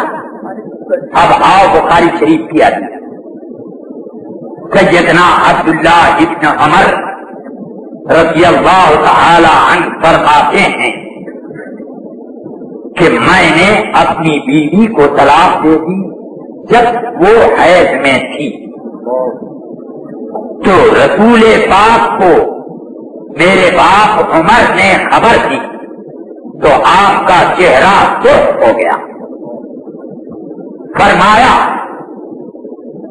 وہ اللہ سے ڈرتا نہیں ہے کہ اس نے حیض کے زمانے میں طلاق دی، وہ ہو لے یراجعھا، اس کو حق بھی دو، رجعت کرے، اپنی بیوی کو واپس لے، رجعت کرے۔ میں پوچھتا ہوں طلاق نہیں پڑی تو رجعت کہاں سے آئی؟ بخاری میں ہے، وہ اس کو حق بھی دے کہ وہ رجعت کرے، پھر جب وہ پاک ہو جائے تو اسے جی میں آئے تو طلاق دے یا اسے روک کے رکھے۔ اب میں ایک روایت بخاری کی 2-3 اس سے واضح روایت فرماتے ہیں ابن عمر کہ رسول پاک کو حضرت عمر نے اطلاع دی تو آپ نے برہمی اور غصے کا اظہار کیا، فرمایا کہ رجعت کا حکم دو اسے۔ تو کسی نے پوچھا اے ابو عبد الرحمن، یہ عبداللہ ابن عمر کی کنیت ہے،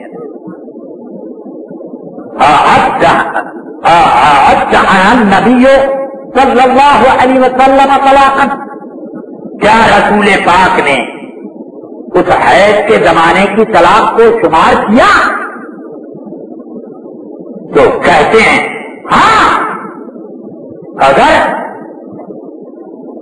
ابن عمر حماقت کرے تو حماقت شمار نہیں کی جائے گی۔ ہاں بھی کہا، پھر اس کو ایک مثال سے خوب موثق اور مؤکد بھی کیا۔ اب اس کے بعد میں سمجھ نہیں پاتا کہ جو لوگ حدیث پر عمل کا دعویٰ کرتے ہیں وہ اہل حدیث النفس ہیں یا اہل حدیث رسول ہیں۔ وہ حدیث النفس پر عمل کرتے ہیں۔ رفیقان ملت، عزیزان گرامی، اس زمانے میں اہل حدیث ہونے کے لیے 5-6 مسئلے ہیں، ان پر عمل کر لو اہل حدیث ہو جاؤ۔ اس کے بعد جو چیز میں حال کرو، ایک تو یہ کہ جب نماز کے لیے کھڑے ہوا کرو تو گیٹ آف انڈیا بناؤ، سمجھ گیا؟ نمبر 2، مثل عورتوں کے ہاتھ باندھ. کیا ہے حدیث میں؟ میں نے کہا ارے بے وقوف، حدیث میں تو یہ بھی ہے، مگر فرق یہ ہے یہ عورتوں کا مسئلہ اور یہ مردوں کا مسئلہ. اب یہ ذات ذوق کی بات ہے، کوئی عورتوں کے مسئلے پر عمل کرنا پسند کرتا، ہمیں کوئی اعتراض نہیں ہے، بھرپور عمل کرو، مہینے میں کچھ روزے نماز بھی چھوڑو.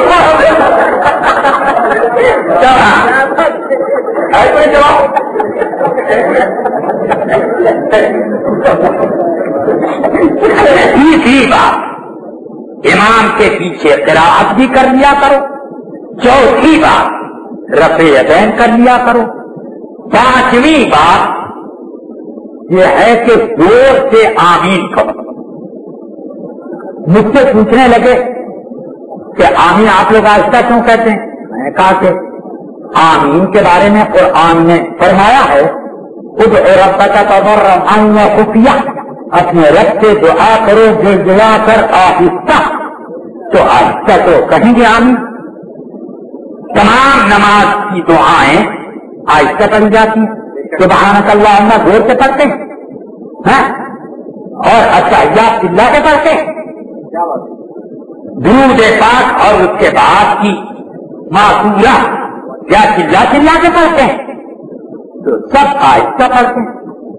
تو اللہ نے یہ حکم دیا، اس پر ہم عمل کرتے ہیں. کہ اس سے آمین نہیں نکلا. میں نے کہا کہ بخاری میں ہے آمین دعا، آمین دعا ہے اور دعا کا حکم قرآن میں ذکر ہے.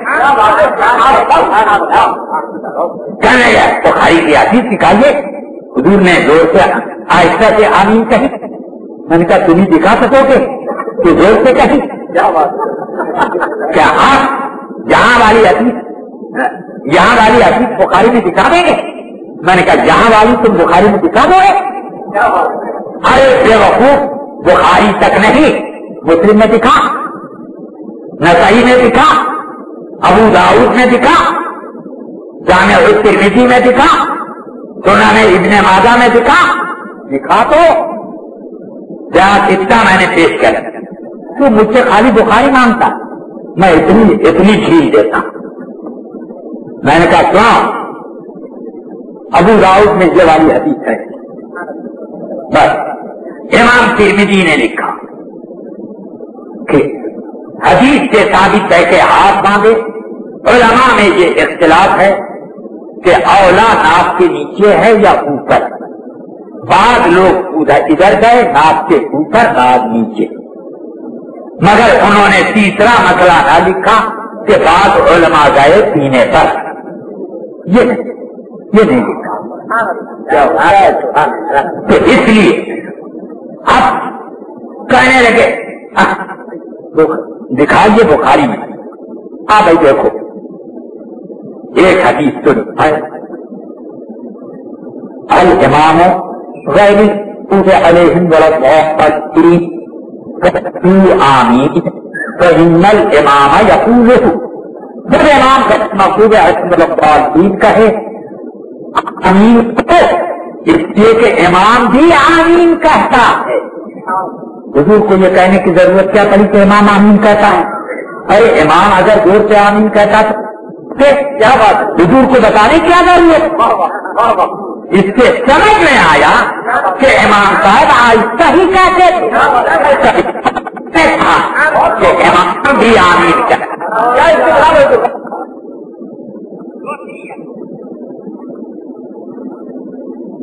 تم غیر مغضوب علیہم والضالین پڑھو تو آمین کہو.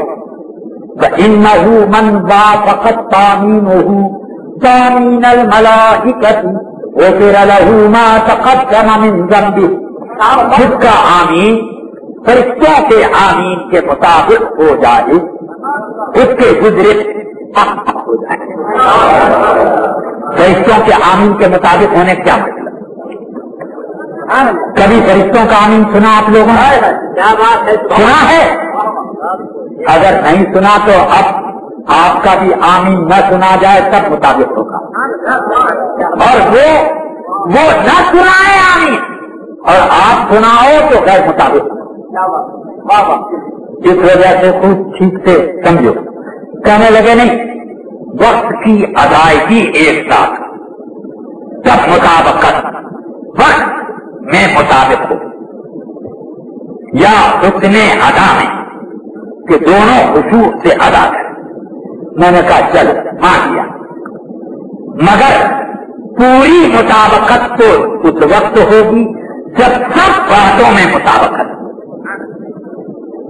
آہستہ کہنے میں بھی، اخلاص بڑھ جانے میں بھی اور وقت میں، تو سب مطابقتیں پالی جائیں تو ہوگا۔ تو ابھی تو وہی بات رہے۔ اب ایک بات یہ بھی ہے کہ طلاق 1001 جو مگر پڑے گی ایک، حیض میں جتنی چاہو تو پڑے گی ایک بھی نہیں۔ بس اتنے مسئلوں پر عمل کر لو غیر مقلد اہل حدیث۔ اس کے بعد بھی میں آج تاریخی ہو، تاش کھیلو، ویڈیو میں فلمیں دیکھو، یہ کرو وہ کرو، مگر وہ تو اہل حدیث۔ اس لیے بھائیو، ہم یہ جانتے ہیں کہ ہم لوگ ہزاروں لاکھوں مسئلے حدیث کے مطابق عمل کریں، اہل حدیث نہ کہلائیں، اور یہ لوگ 5-6 مسئلے پر عمل کرنے اہل خدائے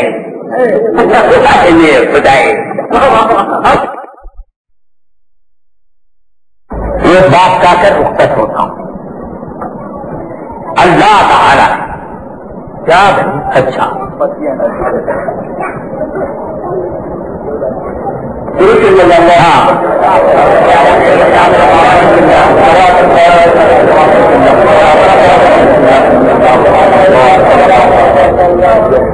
جیسے کہ مورچہ میں بھی اعلان کیا گیا تھا کہ جن کو اعتراض ہو، چلیے چلیے میں ان کا جواب دوں گا۔ اللہ تبارک و تعالی نے قرآن مجید میں ہم لوگوں کو دعا کا ڈھنگ سکھایا۔ نماز کی ہر رکعت میں وہ دعا پڑھتے ہیں، اہدنا الصراط المستقیم صراط الذین انعمت علیہم غیر المغضوب علیہم ولا الضالین۔ اے اللہ ہمیں سیدھی راہ پر چلا۔ سیدھی راہ کا مطلب کیا؟ جیتی روڈ پر چلتے رہو، سیدھے راستے پر چلا۔ راستہ کون سا؟ جو اللہ اور رسول نے بتایا وہی تو سیدھا راستہ۔ اسی راستے پر چلا، سیدھے راستے پر چلا، سیدھے راستے پر چلا۔ یہ دعا آپ ہر نماز کی ہر رکعت میں کرتے سمجھ گئے؟ تو دل میں سوال پیدا ہوا، اے رب العالمین، اس سیدھے راستے کا رجسٹریشن سب نے اپنے نام کرا دیا۔ دیوبندی سے پوچھے تو وہ بھی کہے، غیر مقلد سے پوچھے تو وہ بھی کہے ہمارا سیدھا، قادیانی سے پوچھے تو وہ بھی کہے ہمارا سیدھا، کیا بات ہے، رافضی سے کہا تو کہے ہمارا سیدھا، چکرالوی سے کہا ہمارا سیدھا۔ یہ پروردگار بریلویوں سے پوچھا تو یہ امید کر کے کہ ہمارا تیرا کہیں گے، مگر انہوں نے بھی کیا کیا کہ ہمارا سیدھا۔ یہ پروردگار اب کون سا راستہ سیدھا ہے؟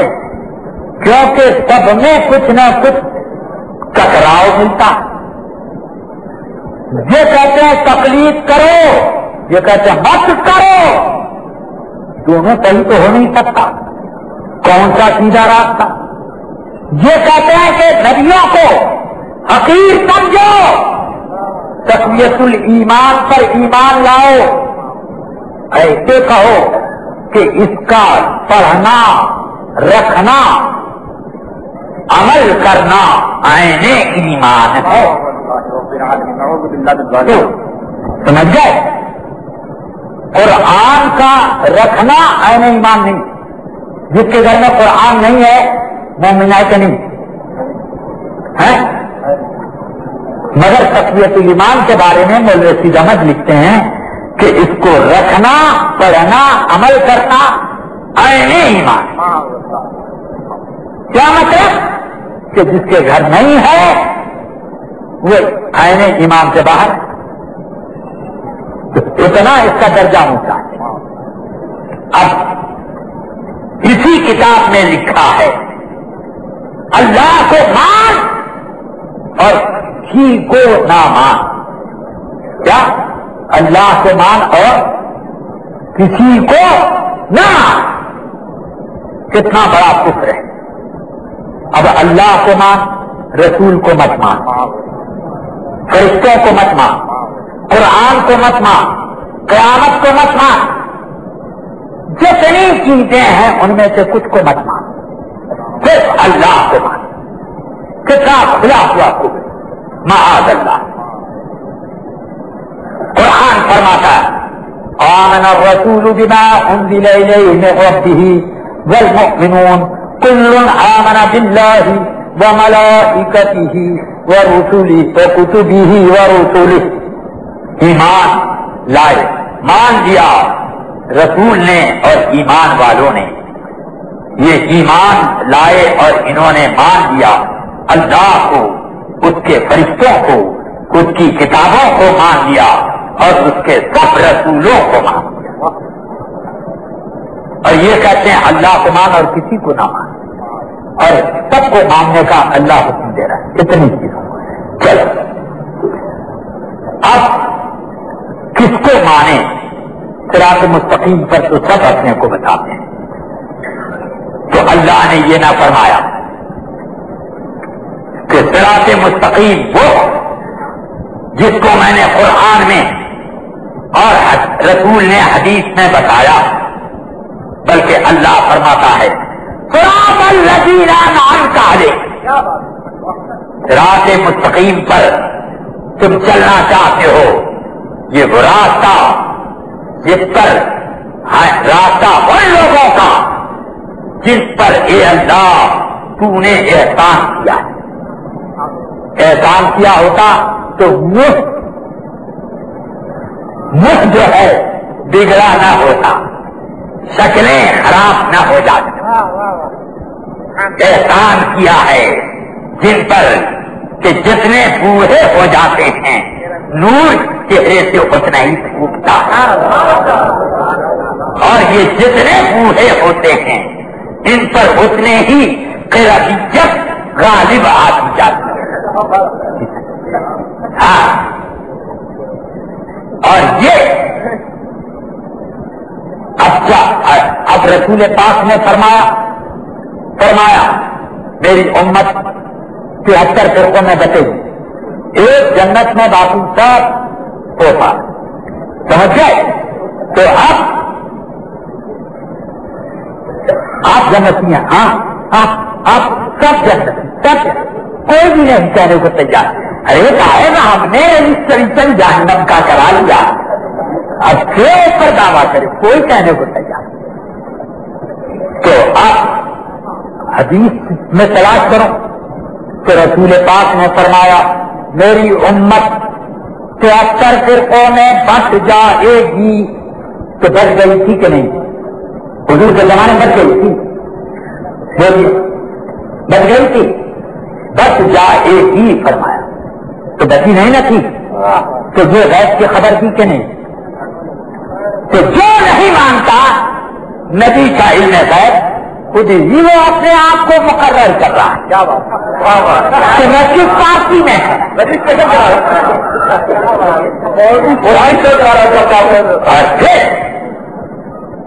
فرمایا. صحابہ نے عرض کیا رسول اللہ کو کون لوگ؟ کما انا علیہ صحابی، جس پر میں ہوں میرے صحابہ ہیں. میں کے بعد صحابہ کی ضرورت کیا تھی؟ مطلب یہ ہے کہ صحابہ کا ماننا بھی ایمان کے اندر داخل ہے اور جنت میں جانے کی ضمانت. اب جو لوگ نہیں مانتے وہ تو آٹومیٹک نکل گئے، سمجھ گئے؟ اب جو لوگ یہ کہتے ہیں کہ ہم صحابہ سے اس طریقے سے نہیں مانتے کہ حضور سے مدد مانگتے تھے، وہ بھی نکل گئے۔ رسول پاک کا یہ طریقہ نہیں مانتے کہ رسول پاک لوگوں کی دستگیری کرتے ہیں، رسول پاک کو علم غیب ہے، رسول پاک سب سے افضل ہے، یہ سب کچھ نہیں مانتے۔ ہم تو یہ بھی مانتے ہیں رسول پاک کو کہ بے مثل و بے مثال ہیں، کہ آپ آخری نبی ہیں، مگر ان کی تقویت الایمان کیسی ہے؟ یہ اللہ کی شان ہے کہ ایک لفظ کن سے چاہے تو ہزاروں محمد اور ہزاروں جبریل پیدا کر دے۔ معاذ اللہ، ذرا سوچو کہنے کا انداز، اللہ تو یہ فرمائے کہ یہ آخری نبی ہیں، تو اب اگر ہزاروں محمد پیدا کرے گا تو آخری نبی ہونا تو جھوٹا ہو جائے گا، ہوگا کہ نہیں جھوٹا؟ بالکل بالکل۔ اسی لیے ان لوگوں نے کہا جھوٹ بولنا ممکن ہے، صرف رسول کی شان گھٹانے کے لیے۔ ہاں یہی مقصد ہے۔ اب چلیے، تو یہ مطلب ہوا کہ اماموں پر اللہ کا احسان، غوث اعظم پر اللہ کا احسان، خواجہ غریب نواز پر امام اعلیٰ اللہ کا احسان، حضرت سیدنا شیخ بہاؤالدین نقشبند پر اللہ کا احسان، اور اسی طرح شیخ بہاؤالحق، شیخ شہاب الحق والملت والدین سہروردی کے اوپر اللہ کا احسان، امام احمد رضا پر اللہ کا احسان، ان کے راستے پر یہ اللہ ہے چلا۔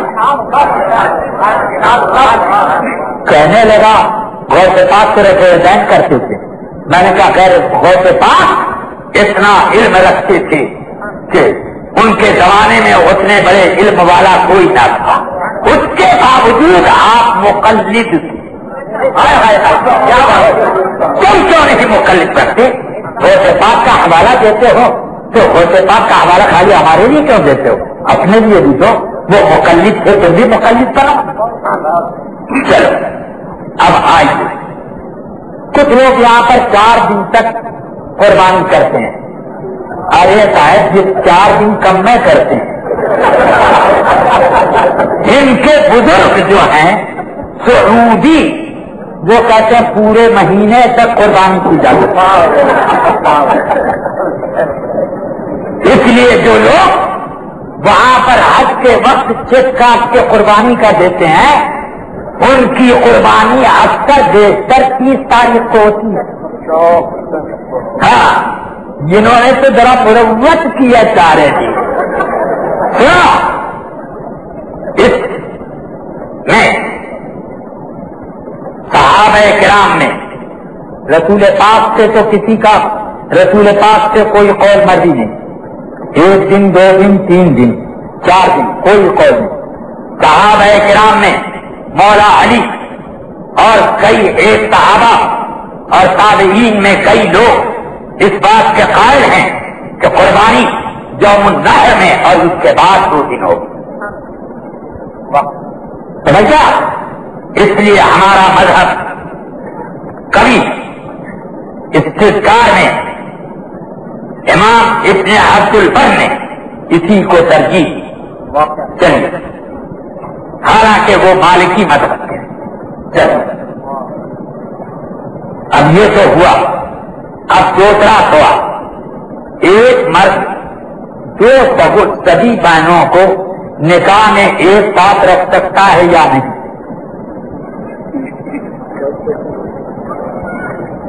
قرآن مجید نے حرام فرمایا کہ آدمی نکاح کر ایک عورت سے کرے پھر اس کی بہن سے بھی کرے۔ اس لیے اگر ایک ہی عقد میں اس نے کہا کہ میں نے ان 2 بہنوں سے ایک ساتھ نکاح کیا تو کسی سے نہ ہوا، دونوں ایک دوسرے کو کاٹا۔ اس لیے قرآن مجید نے جس چیز کو حرام کیا اس کو جو حلال سمجھے وہ کافر ہے. یہ غلط ہے، حرام ہے، گناہ کبیرہ ہے کہ ایک مرد دو سگی بہنوں کو نکاح میں رکھے. ہمارے ائمہ تو یہاں تک فرماتے ہیں کہ اگر معاذ اللہ کسی نے اپنی بیوی کی بہن سے زنا کر لیا تو جب تک اس کا استبراء نہ ہو لے تب تک اپنی بیوی سے بھی قریب ہونا حرام ہے. بیوی بھی اس وقت تک کے لیے اس کو یہ حرام ہے. ہاں، استبراء کا مطلب کہ کم از کم ایک حیض ایک ماہواری اس پر گزر جائے. چلیے اب اس کے بعد یہ ہے کوئی شخص ایسا ہے کبھی اس امام کبھی اس امام کبھی اس امام کے پیچھے نماز پڑھتا ہے. تو اگر امام ہر جگہ سے صحیح ہے تو ٹھیک ہے، اور اگر کوئی امام گڑبڑ گھوٹالا ہے تو اس نے اپنی نماز غارت کی.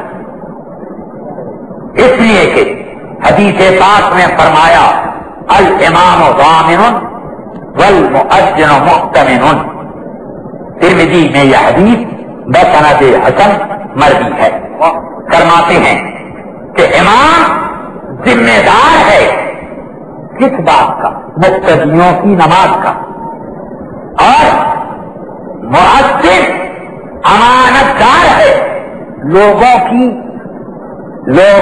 کس بات کا؟ نماز کے اوقات کا، روزوں کا. اگر اس نے مغرب کی اذان پہلے ہی کر دی تو کیا ہوا؟ کتنے لوگوں کا روزہ گڑبڑ ہوا. اس لیے وہ امین ہے اس معاملے میں. تو جب امام ضامن ہے تو اب امام تلاش کر کے پڑھو. سنو، سوال یہ کیا گیا کبھی اس فرقے کبھی اس فرقے. رسول پاک نے ایک فرقے کو ناجی بتایا اور باقی سب فرقوں کو پاجی بتایا. تو اب ناجی فرقے کا امام اس کے پیچھے نماز پڑھ سکتے ہو. پاجی کو پاجی جان رہے ہو پھر پڑھ رہے ہو تو نماز گئی. اور پھر اگر وہ حد کفر میں آئے تو ایمان بھی گیا. اور اسی طرح پاجی کو اگر اپنا معتقد علیہ سمجھتے ہو تو پڑھو چاہے نہ پڑھو، جہاں اس کو پیشوا مانا تبھی گئے کام سے چلے گئے. اس لیے یہ بات اچھی طرح یاد رکھیں. سن لیجیے، یہ لوگ ایک دھوکہ دیتے ہیں، کہتے ہیں کہ بھائی انہوں نے جو لکھا، انہوں نے یہ لکھا، انہوں نے یہ لکھا، اس کے ذمہ دار وہ لوگ. ایک بنو نیک بنو، ان کا وہ کیوں دیکھتے ہو؟ میں نے کہا ٹھیک ہے، تم ان کو پیشوا مانتے کیوں؟ قرآن مجید میں اللہ نے فرمایا یہودیوں کو مخاطب کر کے وَتَقْتُلُونَ النَّبِيِّينَ بِغَيْرِ حَقٍّ، اے یہودیوں نبیوں کو تم ظلماً قتل کرتے ہو.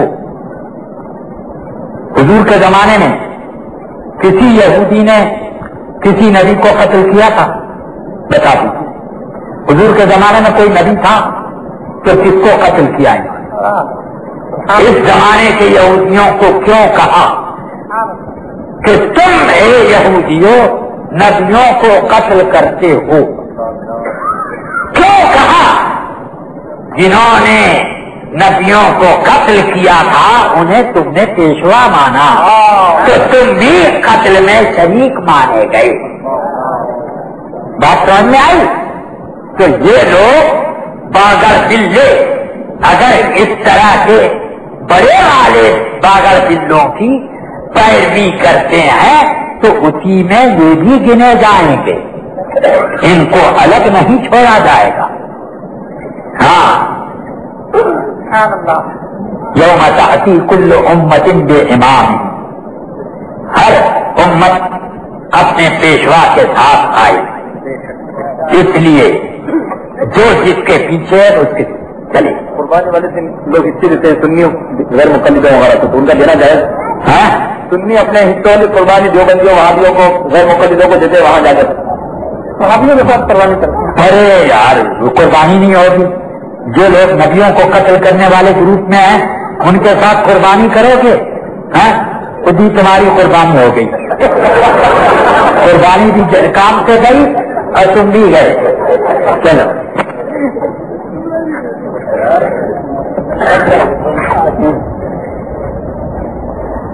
ہاں یہ ایک اور بات یہ کہ یہ اہل حدیث لوگ کہتے ہیں کہ جیسے سعودی والے نماز پڑھتے ہیں ہم لوگ ویسے پڑھتے ہیں تو ہم لوگ صحیح ہیں. ارے بے وقوف قوم میں تو میں نے کتنے سعودیوں کو دیکھا کہ ٹی وی نماز کے وقت آن کر دیا پیچھے امام کے اللہ اکبر. کیا بات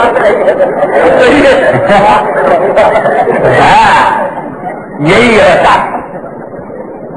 سعودی لوگوں کو یہ بھی دیکھا مسجد نبوی میں یا مسجد حرام مکہ میں میں نے دیکھا کہ سوئے ہوئے ہیں خراٹا لے رہے ہیں.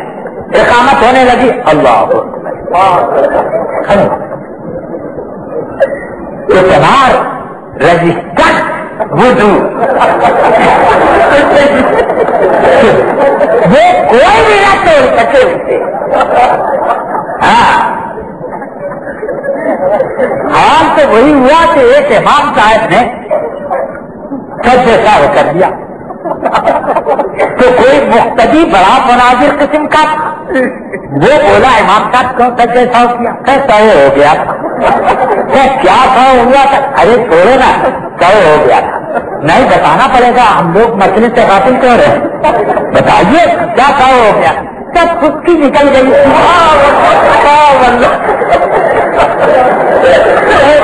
سمجھا بس یہ لوگ سجدے سہو والے اللہ محفوظ رکھے. اب اخیر میں اتنا کہہ دینا چاہتا ہوں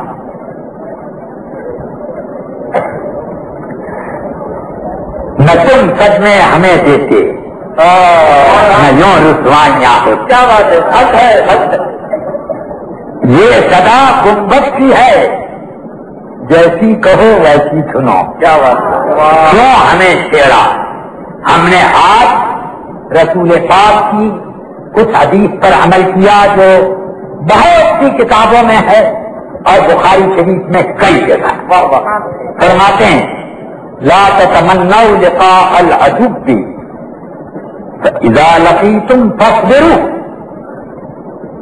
اے میرے صحابہ اے میرے ماننے والے دشمنوں سے مقابلے کی آرزو مت کیا کرو.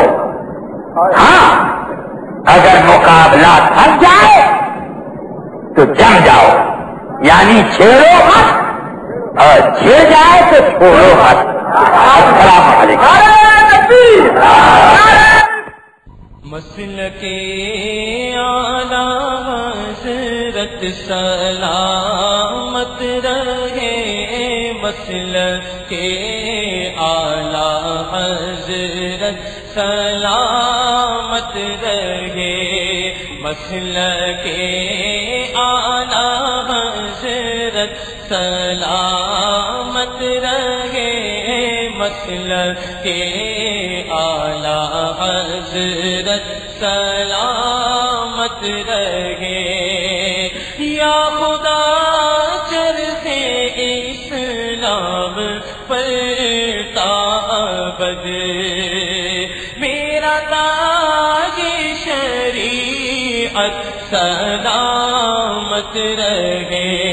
مسلک اعلی حضرت سلامت رہے. مسلک اعلی حضرت سلامت رہے. مسلک اعلی حضرت سلامت رہے. مسلک کے اعلی حضرت سلامت رہے. اے بریلی میرا باب جنت ہے تو، یعنی جلوہ گاہ اعلی حضرت ہے تو، بالیقین مرکز اہل سنت ہے تو، یہ تیری مرکزیت سلامت رہے. مسلک اعلی حضرت سلامت رہے.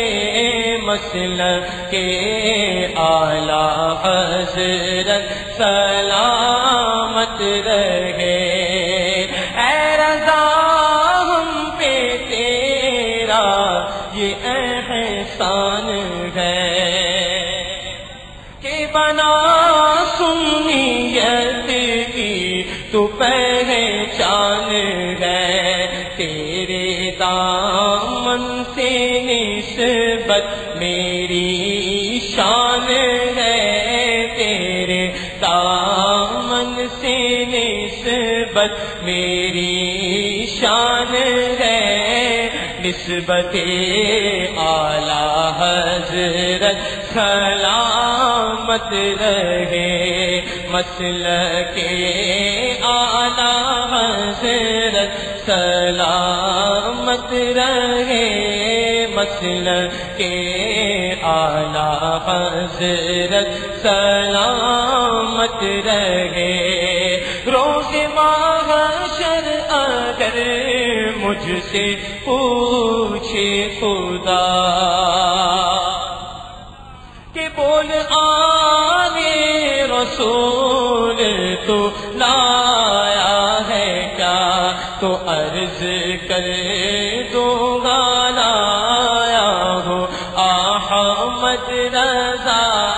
عرض کر دوں گا لایا ہوں احمد رضا.